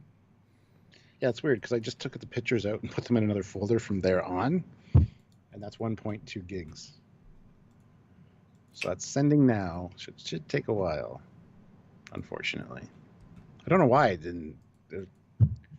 Hi. Hello. Hey, Stuart. We've done great the rest of the time. Let's not dwell on one time. I'm not. Just saying it's on its way. No, it's good. It's another smart scene. But I'd like to say, I think they really are committing to multiple seasons with these characters, so they're allowing us to sort of slowly use them. Yeah, it's just good stuff. We've got some super chats here. Excellent. See, I didn't make the super joke. I was tempted to, but I didn't. Oi, Governor throws in £2. Thank you. Vance, it all sounds. Oh, it's. But who's in charge? Oh, yeah, we've read that one already. Never mind. Sorry. That's okay. Tenchi, 2K7, $5. It's problem with math, you know? Yeah.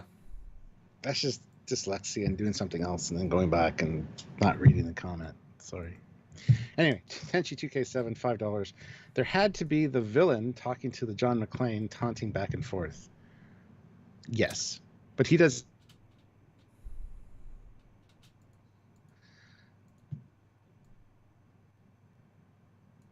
Yes? Yes? Yes.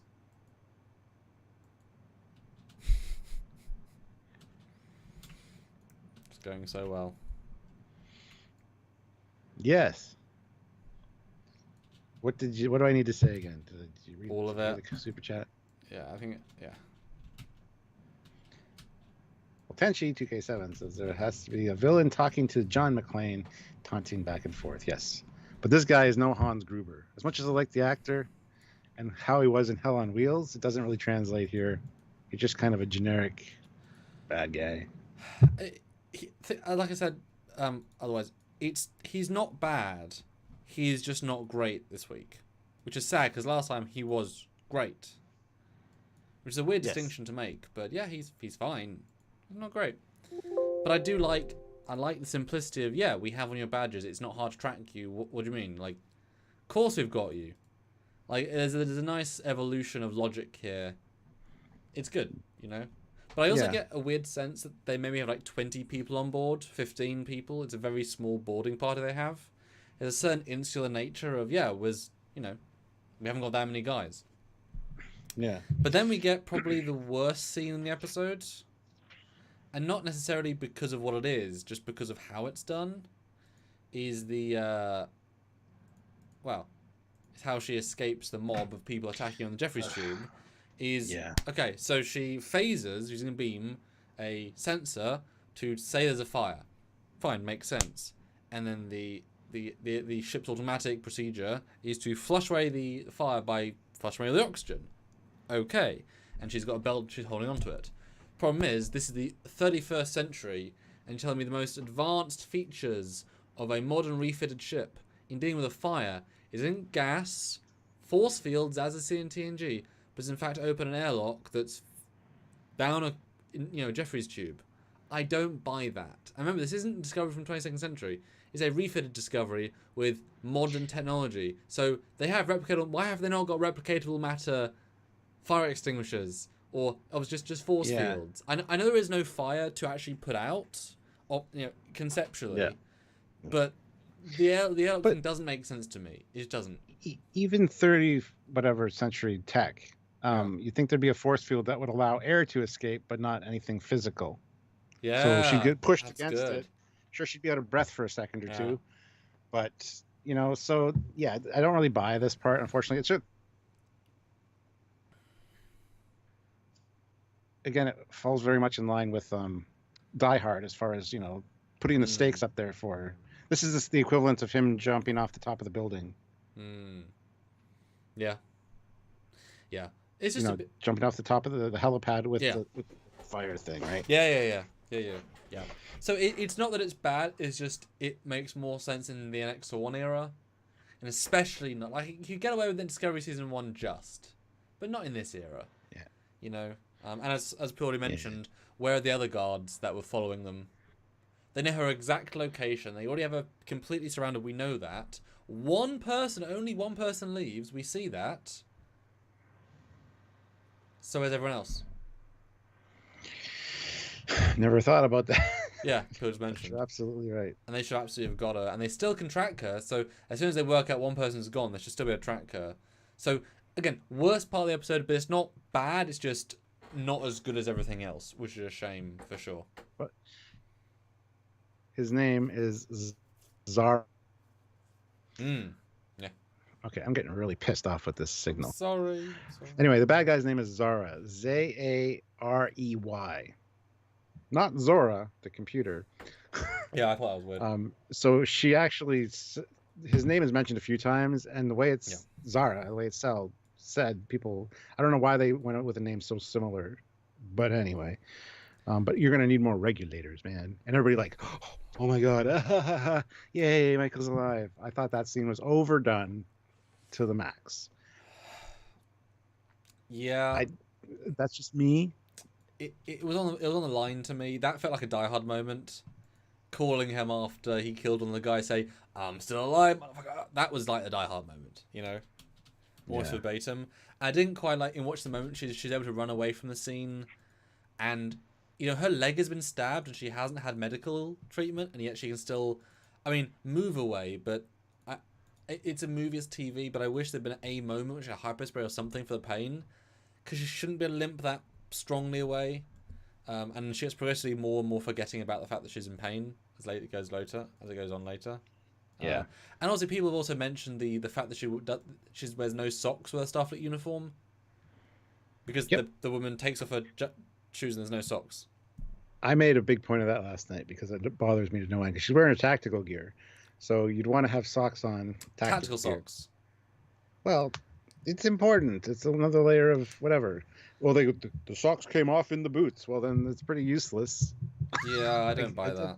I don't buy it either. It's just dumb. She just was rushed that morning on the way to the away team. And it's like she has a replicable matter gun that comes out of her arm chip thing, but no socks. It's a weird choice. And I know she puts shoes on from coincidentally a guy, one of the two guys in engineering has the same feet as her, even though they're both men. Okay, sure, whatever. But shouldn't need to have no socks. Maybe it's a Die Hard reference. That's what gave me the most Die Hard feel is the bare feet. I'm assuming, but it's a bit weird. I mean, it's not like it's focused on. It's just like, oh, bit weird. You know, like it could have even been like pink socks or like sparkly socks. Like, you know, you never see what's on the uniform underneath the main uniform. Yeah. Edwin though throws in $7. Ooh, thank you. Captain's log will be tomorrow breakfast. What? I don't understand that. As in poo. Oh. Because this is the replicable. Gotcha. Captain Chili Bean $5. Where did the other guys in the Jeffries tube go? That's no one right, else. yeah. No one else was vented and from an outside shot except the lady. Yep. Wolfsbane Network $5. He was probably great in the last episode because he was in charge and had screen time. Whereas in this, he's the henchman and only has a few minutes. That's not true. He's in charge of the whole regulator crew on Discovery. He gets a large chunk of time being in charge, even in the captain's chair. So I disagree with that comment. To be fair, though, he was put in his place last time, and you can sense his bruised, not ego so much as he doesn't, like, he's not as strong as he once was. He's lost the mojo, and you can sense that. Especially when she gets back on the ship and gives him shit. She goes, because she walks on the bridge and the scientist guy's like, we failed you, Osiris. She's like, you're a scientist, but you're going to be out an airlock if you don't fix this. So, yeah, my only annoyance is that he was not implied to be anyone important last time. He was just a local crime guy. He was not implied to be Heavy Admiral Chain. He was not implied to be a big boss. So why is he in this position? Yes, he dealt with Discovery, but he scanned it once. That's it. He has no personal information about it. And Saru's not even on the ship. He doesn't even deal with Tilly very much. Like, if Tilly was on the bridge, I could see him using that as a, I know this woman. I can use, you know, I can... But, yeah, I get the sense they liked working with him, so they brought him back. Because he could be anybody, you know? He could just have been another Vulcan character, Andorian character, whatever. He doesn't add too much to it, but you know he's fine. He's decent. He was just bad last time. You know? Yeah. Hellrats 96 $5. Thank you. I would have preferred the scientists have been evil rather than sheltered. Give the man a stashed twirl. I disagree. I think he's a little too sheltered considering how she is, though.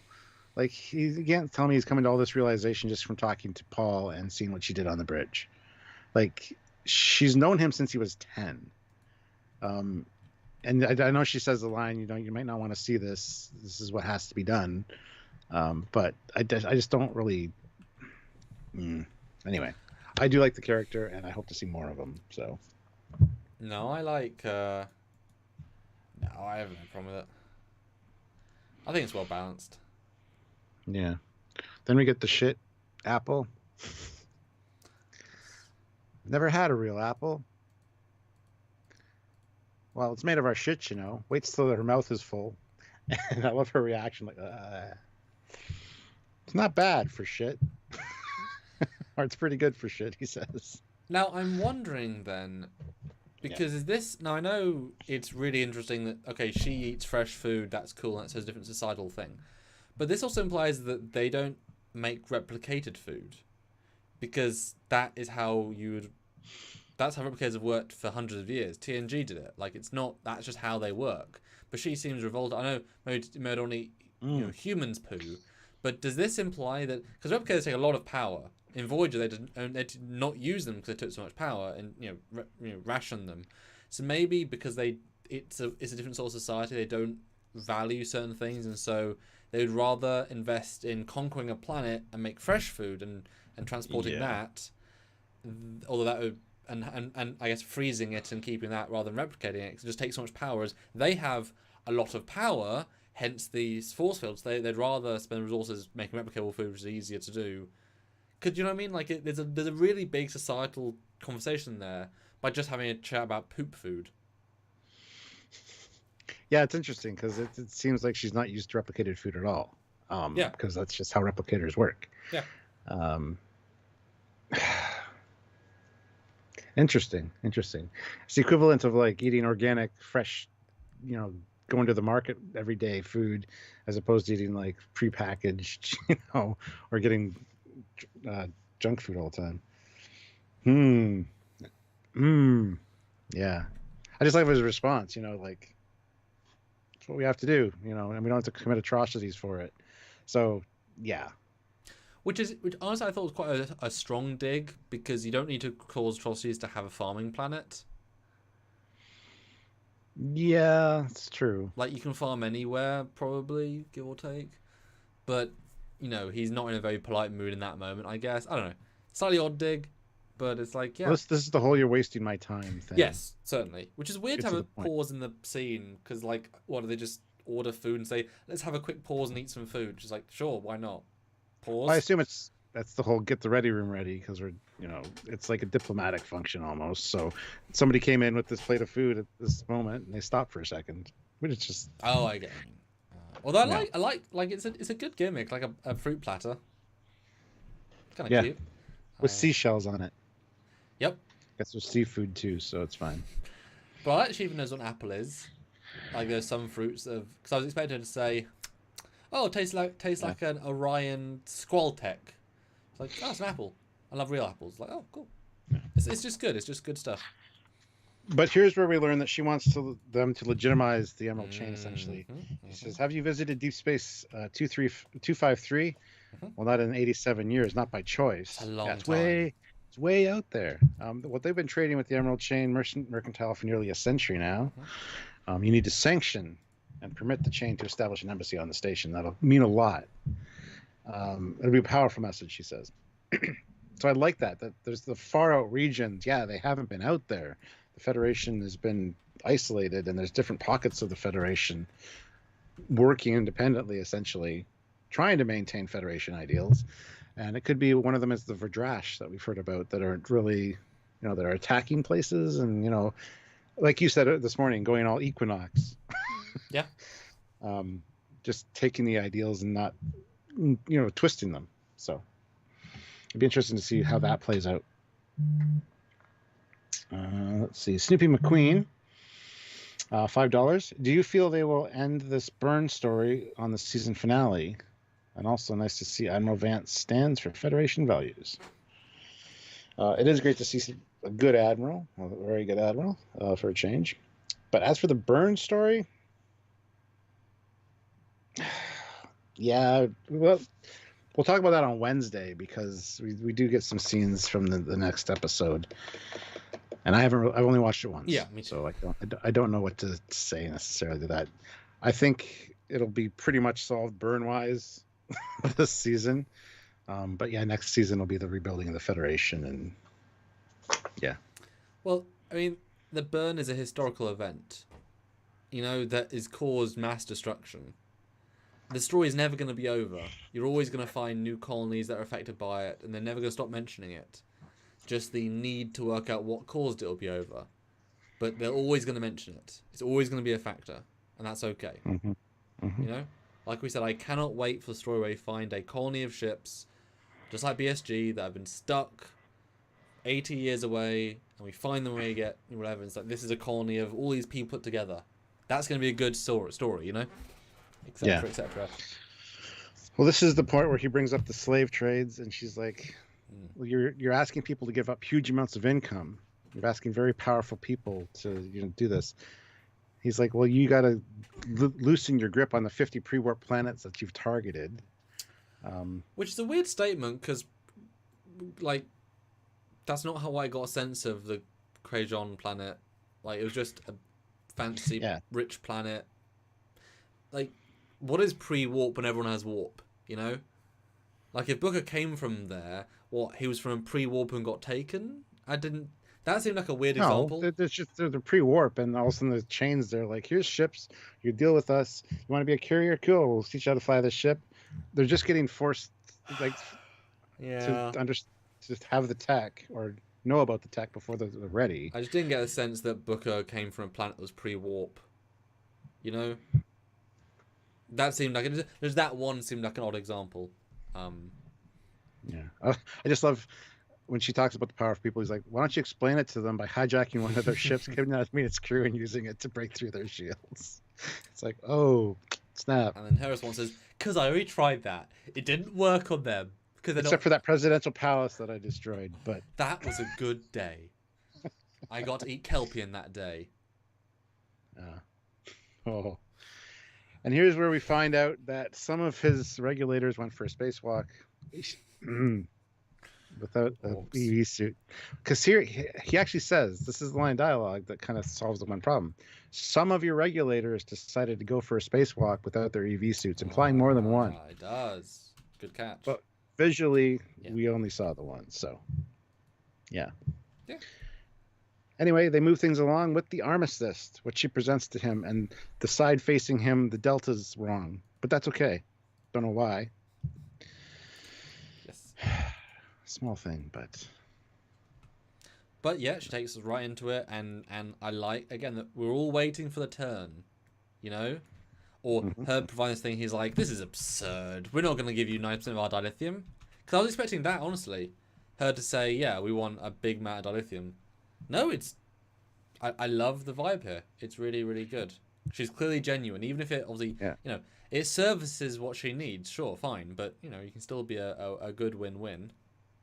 Yeah, and he's like, I need to read this. And sets down. Great.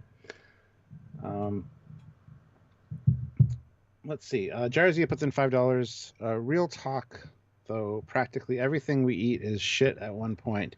Manure is a great fertilizer. Farming and replicators just recycle differently. True. Very true. Area 51, $5. Been watching on and off. Back home finally, so money. Well, thank you, Area 51. Appreciate that. Hope some stability comes your way. Yes. Yeah, I like his line here. I need to read it. It's like, yeah, you do.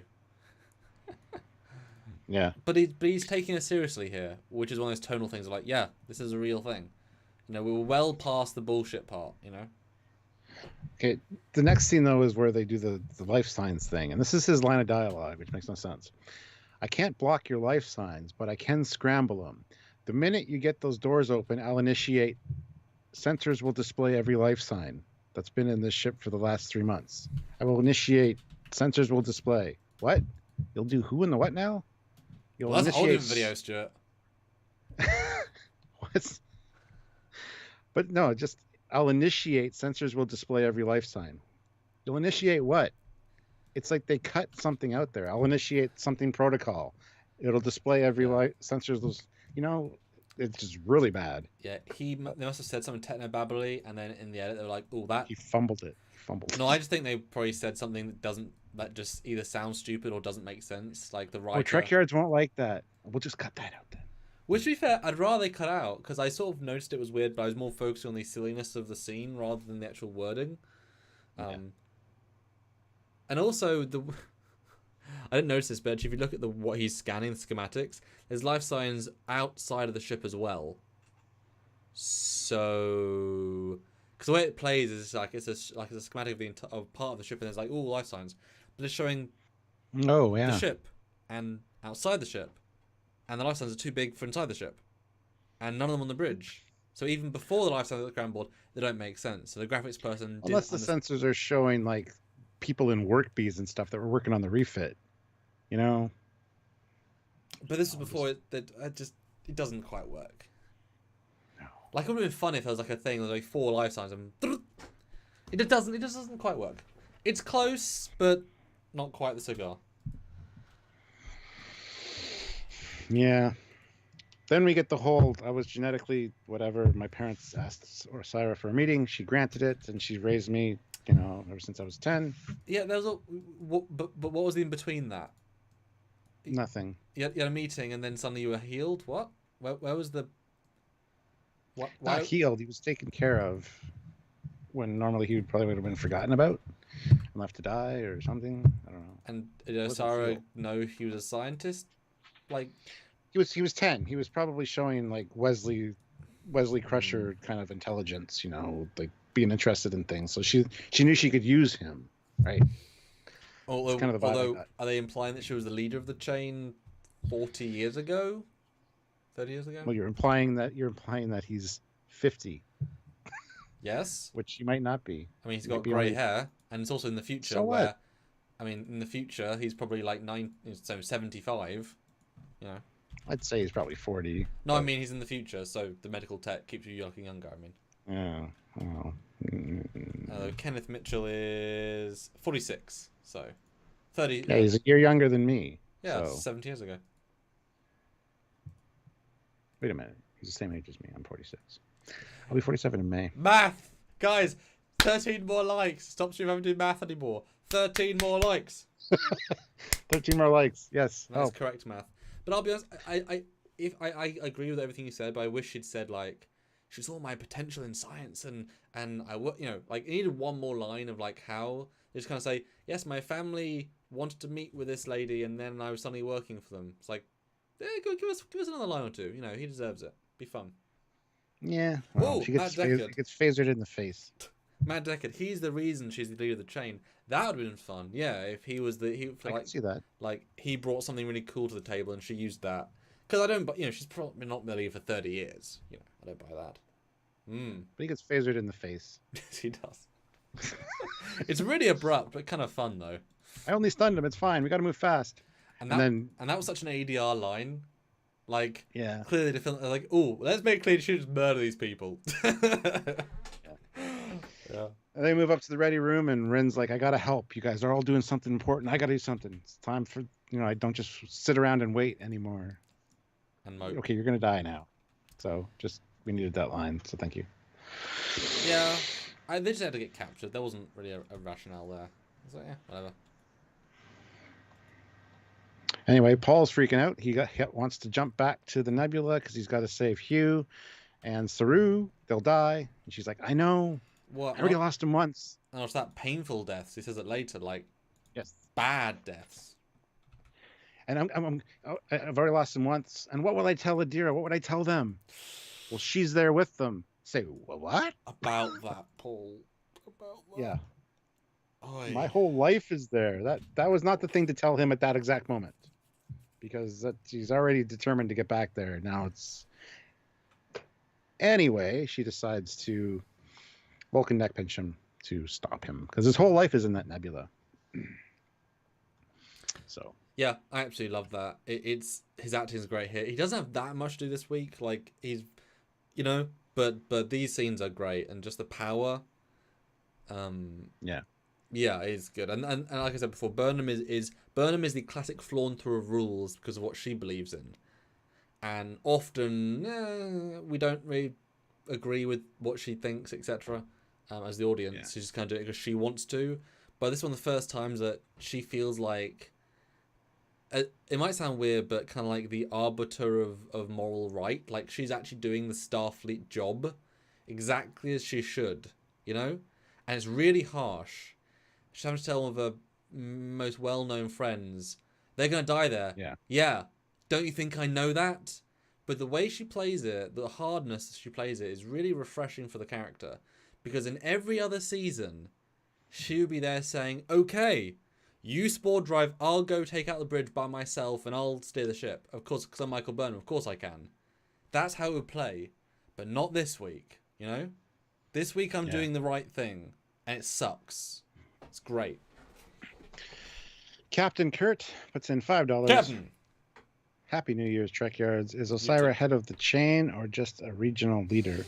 See, I got the sense he was a regional leader all along. But seems now that she's head of the chain. Well, she's minister of the chain. So that's the official title. Mm.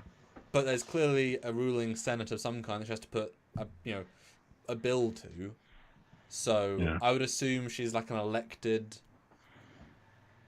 minister, like First Minister of Scotland, but has a parliament still. Yeah. We don't know.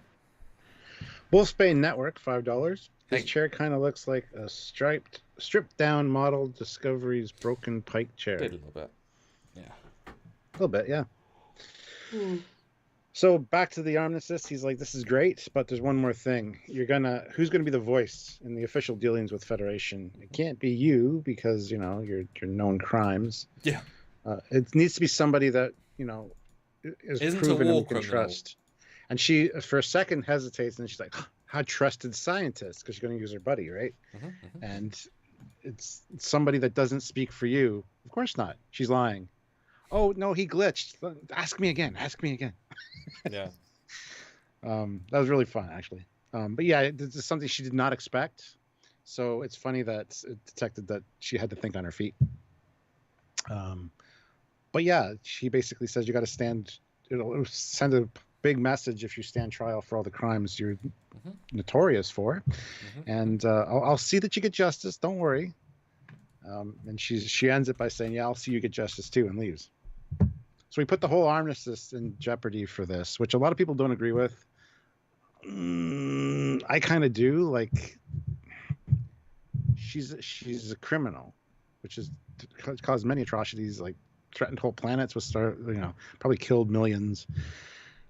So to prove her credible, that's a good way to do it, I think. So I don't really have an issue with the way he handled it. I know the needs of the many outweigh the needs of the few with the one, but still,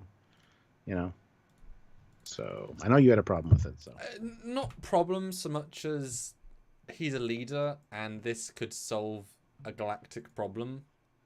Well, he probably knows the Federation president's going to say the exact same thing, so he's that's a whole different conversation. He should have said that then, And I that's fine if that's a little retcon, but although briefly before I get back into that, I like that when he calls out, who's the leader, who's the face of it. She hasn't even thought of this. I love her off script, and she's like, "Oh, that's a good point." I love that really good acting. It feels so genuine, and given that she knows what she's going to say because she's an actress with lines, really well delivered, for sure. Well, and he even says here, "I want the Federation to join the chain, and I want to learn from your great civilization." Yeah. He says, "Your people are good. You should be as well." Yeah. Well, he's pleading here. He's like, "We're right here," but I just think, yeah. I beg you to be as good as your people, is his quote. Yeah. So yeah. I just think, given how many concessions they've given and Starfleet's given none, she's given enough. They've given enough. She doesn't need to put herself in prison or killed, depending on the punishment system. We don't know all the things in the armistice of what the Federation would have to. He said it was pretty equal. He said this is good, but yeah, but the Federation is this force for good.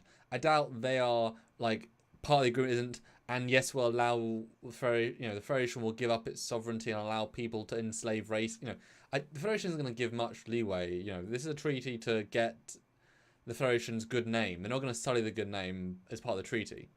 It's definitely a one-sided thing because these are quote unquote the villains. I just think it would be. I would have countered with, "I will retire from the chain and live on a planet and not be involved." That would have been my concession. But then that's like, World War II. We could have signed an armistice with Germany, but Hitler was going to go live in South America and not be tried for anything that he did. It's the same. It's the same equivalency, because if she's the leader of the chain and has committed atrocities, the general public would be sure they'd accept the peace, but at the same time they'd be, well, why didn't you? He got away, like, with everything that he did. Yes, although as a soldier on the front line, knowing that then tomorrow I'm going to have to... Come on, Stuart. Come back. Give me the internet. Okay, you're back. What are you going to say? So, yeah, I'm back. You were saying soldier on the front line, and I agree that, yes, you'd be happy that the war's over, the fighting's over, but then 10 years from then, you'd be like, he didn't pay for any of his crimes. Like... I just think the families of the people that are going to die tomorrow would rather their sons and daughters not die for the sake of, but the leader's not in prison. Like, there's far more greater good, because you could easily renegotiate in 10 years, she'll do something good, etc. I just think everyone that dies in the next space battle didn't have to die. It's not worth it. It's just...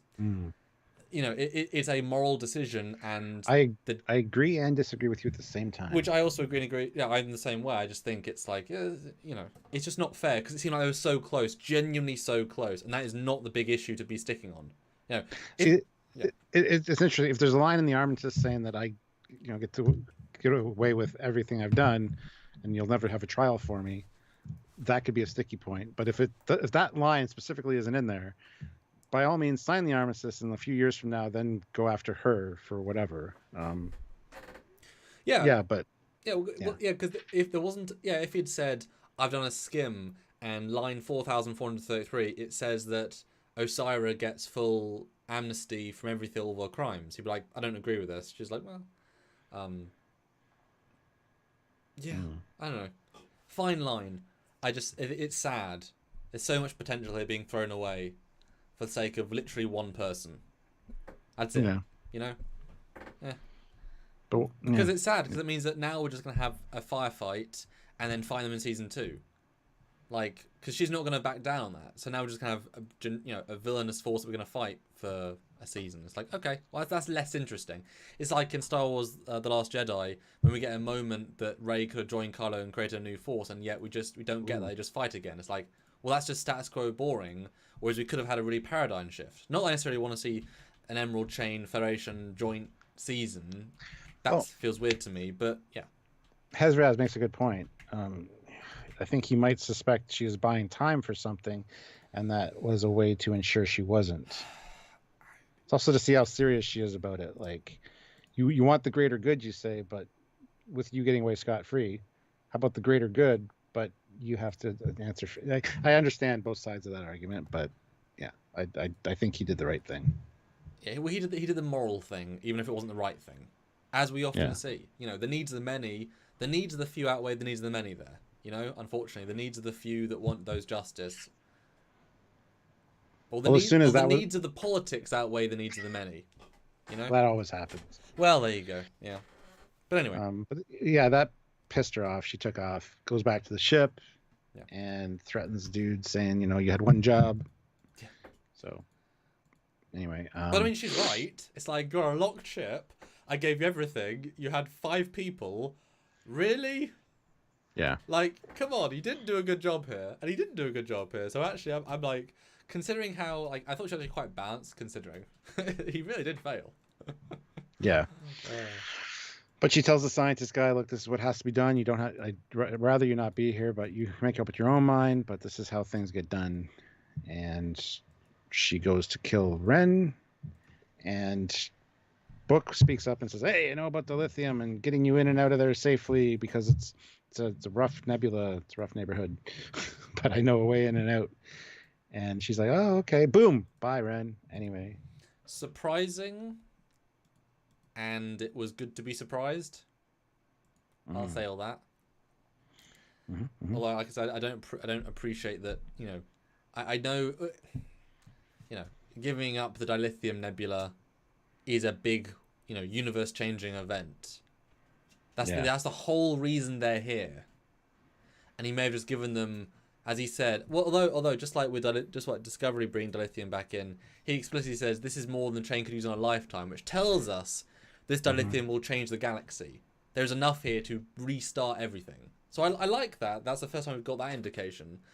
I mean, he could be lying, but it's a planet of it. So I think he's buying time for sure. Like, but telling the truth, like he has probably no intention of showing her anything, but that's the problem though. If she keeps a gun to the guy's head, clearly he's willing to give up the one secret they have for his life. Yeah. If she keeps pointing at his head, he's going to have to give in. That's the problem with hostages. Like, you either keep giving in or they die. Like, there's no other option until you get rescued. And Ren gets killed. And it is abrupt and dark and quite powerful, actually. But as someone said, he's quite pointless. Yeah, it's more of a thing to show the scientist of who she is. He's a plot point. Yeah. But still, yeah. And kudos to them, because she sits in the captain's chair and the camera pans down and you can see the little knob on the bottom of the left-hand thing. Oh, so really? At least that's there, because I was looking for that. Oh, that's little burr. That's hilarious, yeah. And I actually quite liked how she sat down. I love how comfortable she is on the ship. It's absurd, given she's been on the ship like less than 4 hours or something. She's like, tell the Viridian to start attacking the outside. I want to get the hell out of here. But just the way she does it's like, yeah. Like something about it. I quite like the vibe. She feels too at home. Jersey at $2. That decision was Burnham's Kobayashi Maru. Oh, this next one, yes. She basically, ejects. He's going to eject Stamets because without him, they can't use the spore drive. Which is fair. Good decision. Like, good idea. And since all the airlocks are covered, she can't use an airlock. She's going to overload a thing, a phaser, put him in this thing with that the HQ will pick up right away, automatically probably. And he's the whole time, you can't do this, you can't do this. We came to the future for you. We ensured you wouldn't be alone. We didn't have to do that. Hugh came to the future. I love the argument and the fact he's slapping her down because now is the time she decides to do the right thing. Like, really? I don't know. Great scene, very emotional, well acted. Stamets did a good job here, and even Burnham's reactions quite good. So, yeah, Burnham is not saying much because she has nothing to say. She can't argue this, really. Yeah. You know, but yeah, it's powerful. It's really, really powerful because we've been arguing for a long time the lack of logic of all going to the future, and it's nice to use that as a dagger against her because fundamentally they are only there because they love Miss Michael Burnham and they don't want to be alone. Yeah. That is the only reason.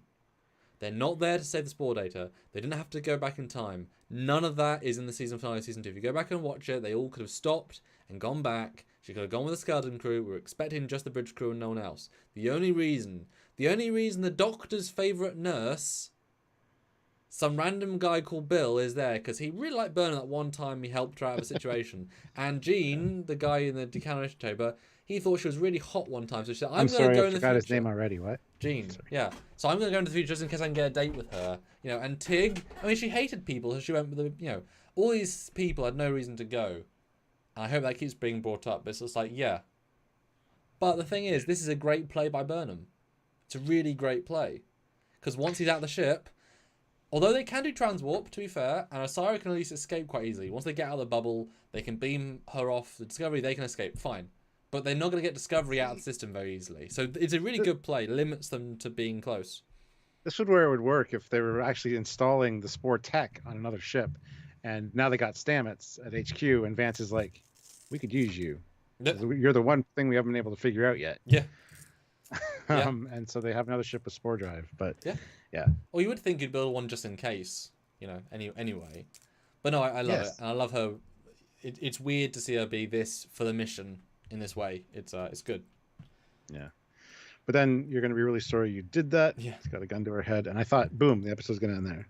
Nope. We get the armory. The bridge crew comes in, arms up. And Tilly even says, if somebody falls, we have to keep going. We can't stay, So she's actually been very good in this episode as far as leading. Even in the ready room, she's barking orders and stuff. So, well, in as much as she's trying to, everything she's done has been words.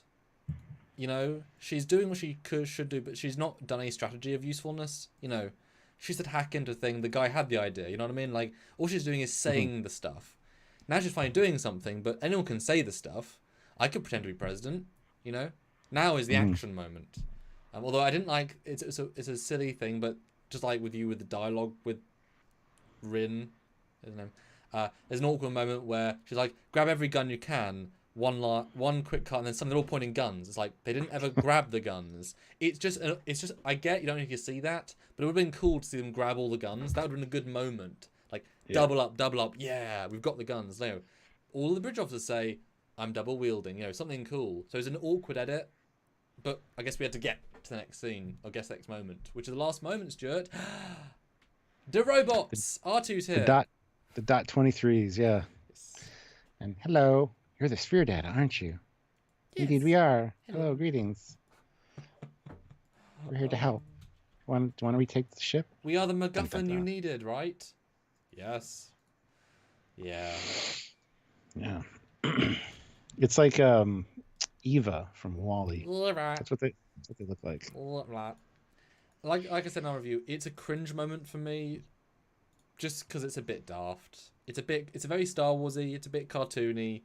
The CGI. It should have started the next episode, though. I don't think they should have ended with this. They should have ended with the Burnham. You're going to regret doing that. Boom. I can see that. This just gives you very, very like your imagination goes wild in this scene. The other one, you end on a dark note. Yeah. They wanted this moment. That's true. Although it is odd. Although yeah, they've each got. It's kind of fun. Each has a different color. Yeah, one's engineering, science, and tactical, which is kind of strange, but hey ho. Bit weird. And I don't quite buy that Zora, the AI, managed to put all of herself in all of these things. I'm hoping that she had to either delete herself or like compress herself to the absolute detriment of her personality into these robots. That'd be kind of nice if the sphere data is less because of this. Because I don't buy, honestly, a 100,000-year-old thing. That's why when they put her back in the computer, she has to go into the nebula for 1,000 years. Something to like that. Get back to where she was. Yeah, she has to re-evolve something. Yeah, it's daft. It's again, it doesn't connect to the other Calypso as much as it should do now. But I really hope they aren't just the MacGuffin that can solve problems, and I hope they're not overused. They work as I hope they just like help them get through doors. You know, don't let them just be Mr. MacGuffin. But you know, I mean, sphere data makes sense. It's just the MacGuffin, you know? Yeah. Sean Wright says these robots have nothing to do with Star Trek. They have everything to do with toy sales. The problem is they're not selling any Discovery toys. So I would buy one of these, though. That is a Star Wars thing, sir. That's why JJ invented new Star Wars things and no one bought them. Yeah. Yes, they don't make Star Trek toys. Yeah. But they are cuter than the other ones. Although I appreciate that we have obviously phased out the old ones. So the dots they brought with them are now... You know, I was expecting to see both kinds, but they're just the new ones now. Yeah. Threefold path, 5 pounds. Cool name. Now the sphere data is going to be like Romy. In Andromeda. Yeah. Well, I think they're still going to see the old ones. The old ones are going to be the red shirts. Oh, I see that. I can see They're going to do the meaningless little... Activate this door. Charge. Boom! Yeah. That's fun. Yeah. Anyway, that's it. All right, guys. Here we are at the end. We're going to give our scores. We are now a good $45 away from a good number, guys. So I absolutely want to, need to, and would love to hear your scores as super chats or final thoughts. Help us get to that number. These are, it's our penultimate live for these reviews. We really want to make sure we keep our averages up so that we don't have to worry about rent, money, etc., etc. So if you can, and just give us your thoughts, etc. And Stuart, your closing sort of thoughts, comments, and guys, put your scores in out of 10 for this episode. And Stuart, has your opinion changed at all since our long discussion today? No, I still feel the same about it. This is an episode I like. I like the twist of Osira with the arm assist, and just that whole her and Vance playing off of each other was really well done. I mean, the actor who plays Vance is awesome. The character's awesome. Osira was a real letdown until this episode and those scenes, and it's like, wow, she can actually act. That's awesome. So those were the gold in this one for me, and the Stamets and the scientist guy back and forth, and then Stamets and Michael. Again, very well written dialogue, very kind of compelling. Yeah, and next level for Discovery, like this is TNG DS9 writing for sure. So the visuals are interesting. Learning about the transwarp corridor was good, but although just to clarify, we don't know it's transwarp. We just assume it's transwarp, and we cross our fingers, don't invent another non-thing. Just saying. Yeah. But the whole fire suppression thing was a little stupid. The Die Hard references were, it was fun. They were having fun doing that. We're going to do Die Hard Space, guys. You're going to take your socks off. We're not going to play in anything. You don't have to walk over anything. Don't worry. It's fine. So yeah, that was kind of silly and fun, or silly and wonky, but at the same time, it was fun enough to be enjoyable. So, but that's one of the things one of the only things you remember from this episode, though, is the barefoot. It's Die Hard, but really that's a very small part of this episode. A few stupid things. I hate that they spoiled their own reveal with the last time on, and you saw the Zara guy. Like, he's coming back now all of a sudden. That would have been a great reveal, but they ruined it with their own last time on. are we that dumb that we wouldn't have remembered who he was? Like, anyway, I thought that was a little stupid.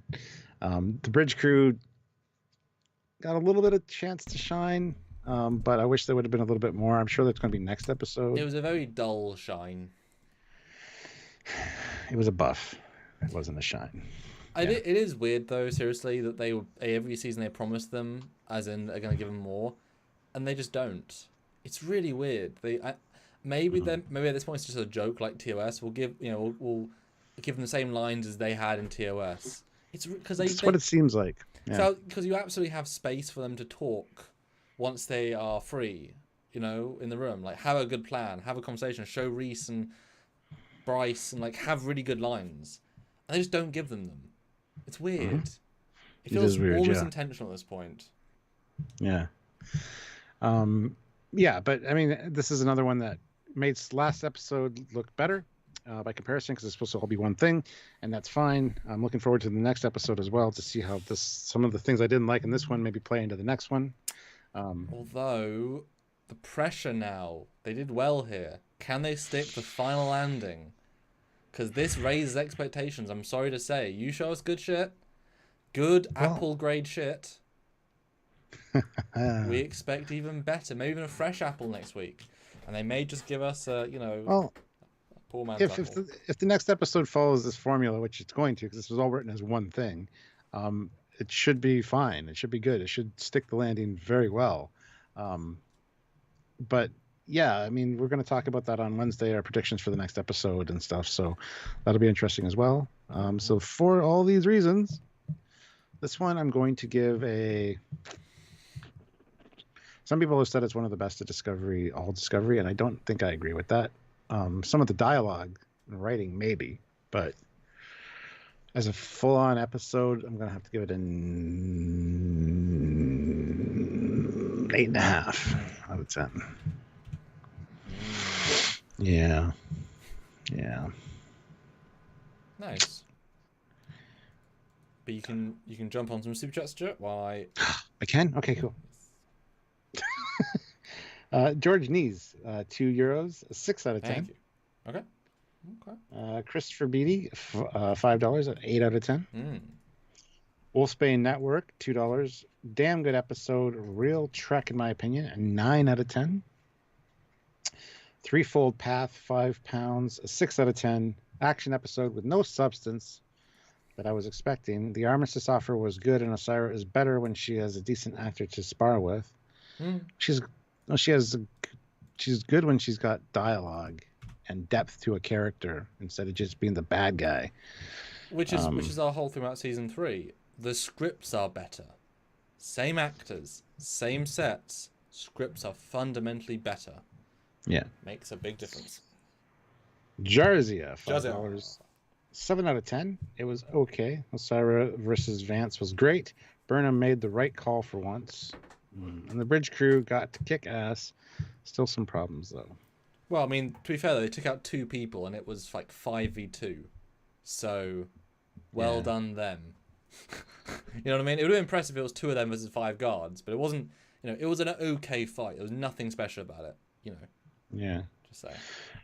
Aravik Sonder, $2. Thank you. I hope they stick with episodes like these. Yes, I hope season 4 is much more of the feel of season 3, because season 3 was head and shoulders above seasons 1 and 2. Yes. So there we go. We're caught up on super chats. Yeah. So my thoughts, very similar to yours. It's definitely one of the best of Discovery. I don't think it can be a question of that. Just the script's good, and it shows that 2 people in a cheap room with great dialogue is so compelling, and more compelling than, Michael Burnham walking around the corridor. Although everything showed restraint and craft and understanding, which is unusual on all those fronts. Like in season 1 Mirror Universe, where Giorgio kills all of her lieutenants with a stabby thing through their head, and you're like, well, why? How? What was the point? Like, all these, it's just for the sake of it. There's no real reason there.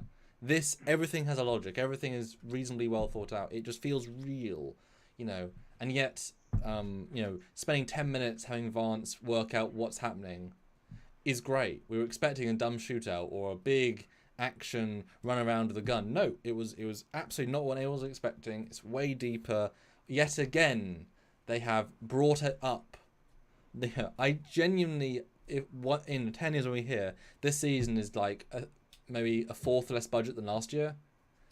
Compare this to last year where it was like this big CGI fest and action and stuff. This is like really restrained and really like, 2 guys on set is cheaper than CGI. As in not maybe not the leads, but like random people, etc. And it just feels like they're really just having to do something smarter because they haven't got the money to do something bigger. And boy, it works a lot better. And to not have to just go action. And even though I'm worried next week's going to be action, like just for the sake of it, this week is so well paced, and even the mirror stuff is like not action for the sake of it, that I'm hopeful that it's misleading us what next week's going to be. A little bit, like as much as they're going to show certain facets. So well done them. And the fact it's the first one that didn't feel its time. 45 that felt, or 45 that felt like 55 easily. Yeah, and that's good, real good. So my score, again, I obviously have the score sheet in front of me, and I'm not stop cheating because I have it in front of me. I don't think it's the best of the season, but I'm not afraid to say it's right up there. So I'm gonna give it an 8.9.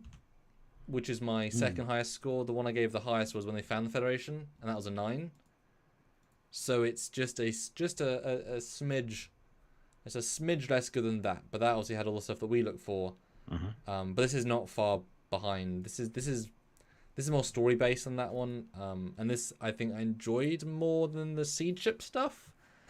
But it's not better than that, I don't think. But yeah, solid joint second place. This one. Not a problem with saying that. Cool. Yeah, I enjoyed it. Let's see here. Squadron Quest, $2. Same actors, but better. Show's writing was the problem. Yes, absolutely. Colin Reed, $20. Thank you so much. Thank you. Just saying hi. So hello, Colin. Hey. That deserves a wave. Thank you, Colin. I'm looking forward to next week's for sure. This week, the first time I watched this week, it's like because we obviously skipped a few days. It's like no wait at all, really. Yeah, we'll be doing our live for that one on Friday, so tune in for that. Yeah. Yeah. But guys, 8 more bucks for a round number. I mean, that 20 was incredible, Colin. Absolutely amazing. But yeah, 8 more bucks and we have a lovely number. This was fun. Hope you guys had fun today. I'm glad we managed to get 300 people. I'm glad we got 316 likes. I want to see obviously 320 likes and 8 more bucks, and then pretty happy. And obviously we'll do a live tomorrow about something, and then on Wednesday with our predictions, which I think will be something. And then I'm excited for. But the thing is, this is the only week I'm excited, but I also don't want the season to end. I'd like them to have 2 or 3 more. So I'm like, if this was last season, we'd be done already, because it's 10 episodes last season instead of 13. No, I think someone said it was 15 first season, 14 second season, 13 this year. So they had to add extra episodes last year because obviously first time because they fucked up story and had to. Yeah, that's right. Yeah. Let me double check that for you, because that's quite a ballsy statement. I read that like yesterday, so it was in my brain. Yeah. Better than 10 for Mandalorian though, so well done for more than 10. Yes. Because it didn't need, and you said, are they going to drop the ball and suddenly speed up in the last minute? I would be shocked if next week was rushed. It looks really action packed though, but I mean story rushed, because even last time they dropped the ball and like had to rush 2, and then that would be shocking to me if they. Yeah, so 14 in season 2, so it's 1 less than season 3. Okay. 2. Oh, there you go. Yeah. Space thing though, $5. I really wonder if the finale will take this whole soft reboot thing to its ultimate extent and kill off Burnham to pave the way for an ensemble cast. Well, people have been saying that somebody should die from the cast, and unfortunately, the conclusion I keep coming to is a lot of people said Saru. I don't think Saru is going to die. I think he's going to stay with the. We'll talk about the predictions, but Burnham's going to be the captain. I think Tilly's going to sacrifice herself to prove that she it could do what it takes to save the crew and be the captain because she feels bad about what happened. She's going to sacrifice herself, and so it will be Tilly that will be the one that dies, if anyone dies. Bold statements indeed. Bold statements. Meh. I don't know. I could explain why they rushed her to give her this captain storyline, although then having her die on a failed mission seems like not very good for the character. She's going to sacrifice herself to set everything right, which is what's going to be the end of the next episode. Yeah, but still, her first outing as captain, she got the ship. I mean, still a fail of a mission. Yes, she might have, saved at the end, but it wasn't her mission. That was her, you know what I mean? Like her first captaincy, she failed. Most people do. Sure. Then most captains fuck it up the first few times. But normally they're more than an instant. Guys, we are literally 80 cents away. $1. I don't know. It's random, I know, but we're $1 away. Well, last super chat slot. Space thing has it. Space thing has it. 2 more likes would be awesome, yes. But if anybody wants to snipe for $1 super chat last slot, by all means, feel free. But yeah, shall we live tomorrow? Wednesday will be the predictions. Thursday we'll be back to regular schedule, essentially. The episode comes out. I'll do my first reaction on 10 p.m. Eastern Standard Time. And then Friday we'll be back to 4 p.m. For that review on Friday. So that'll be the season. And then we'll do, of course, the season retrospective. And we still got to do some other lives and stuff for like the holiday hangout and stuff. But yes. Yep. You'll see the I mean, as you know, obviously we take a week to talk about the content, so you'll see that. I'm sure we'll do the drunk one pretty damn soon about this season, etc. So yeah, do tune in, and hopefully, because I don't know if I necessarily have time to watch the entire season again, although I do normally do that when we come in, and that might be funner. To be fair, knowing who Osira is, etc., that might be quite fun to go back and watch. I'm certainly most excited for this of all of them, but at 50 minutes, it's a lot of show to watch. Yeah. It's a weird day to not do anything. You know me, I'm quite a hard worker, and so it's like, take a day off to watch TV. It's like, oh, weird. Yeah. Matt Boardman puts in $2. Snipe. Good to see you, Matt. Except no. Squadra Course, $1. Christian Montgomery, $2. George Neese, €2. Don't let it be Tilly. I agree, but that's the one I think it's going to be if it's going to be anybody. But the thing is, they're all medium to weak characters, so any of them could go and it wouldn't affect the show very much. That's the weird thing. I know, but it's going to be for her character to redeem herself. Sure. She's going to. That's what I think. Yeah. Just saying. I don't want it to be. Trust me. I don't want it to be Tilly, but. T. Reed True puts in $2 with wait for it. That's a great sticker. I'm waiting. So am I. Fix It puts in $1. Gets snipes T. Reed in the head. Space Thing puts in $2. Tilly will become Federation president. Oh, yeah, she's qualified enough. I mean, hey, that's what. Yeah, why not? Snoopy McQueen puts in $2. Why do these fans want somebody to die? I don't know. They want Burnham to die, which they're not going to do. Sorry, guys. Well, and she's been great this season. She's been good. She's been better this season. She hasn't been great this season. Well, okay. She's had lots of great moments. If she never yeah, all of them involve crying. She even cried in this episode when she... Why is that a problem with anybody? I don't understand why people have a problem with that. Like there's no problem with the character crying. No, you're saying it as if there's a problem and people have every episode it's a problem. Every episode it's a problem. But there's always a reason. Like you're saying that as if you cry for no reason. If there's always a reason, I mean, she got stabbed with a knife. She's allowed to cry at being stabbed with a knife. That's pain. She didn't cry during that though. She cried after Stamets went up the airlock or the window. Well, that's quite upsetting. For like a half second. Yeah, but every episode it's too much. I don't know if it's every episode. It is every episode. Go back and watch this season. Okay, She's emotional and cries in every fucking episode. I don't know. It doesn't even register as a thing to me. Like, I haven't even... Like, people have said it, but I'm like, no, you're daft. Well, you're not always right. Fair. Neither are they. Fair. Neither are they. Cornelius Iron, $5. I'll be really pissed off if we don't see a new Romulan Vulcan Navarian ship.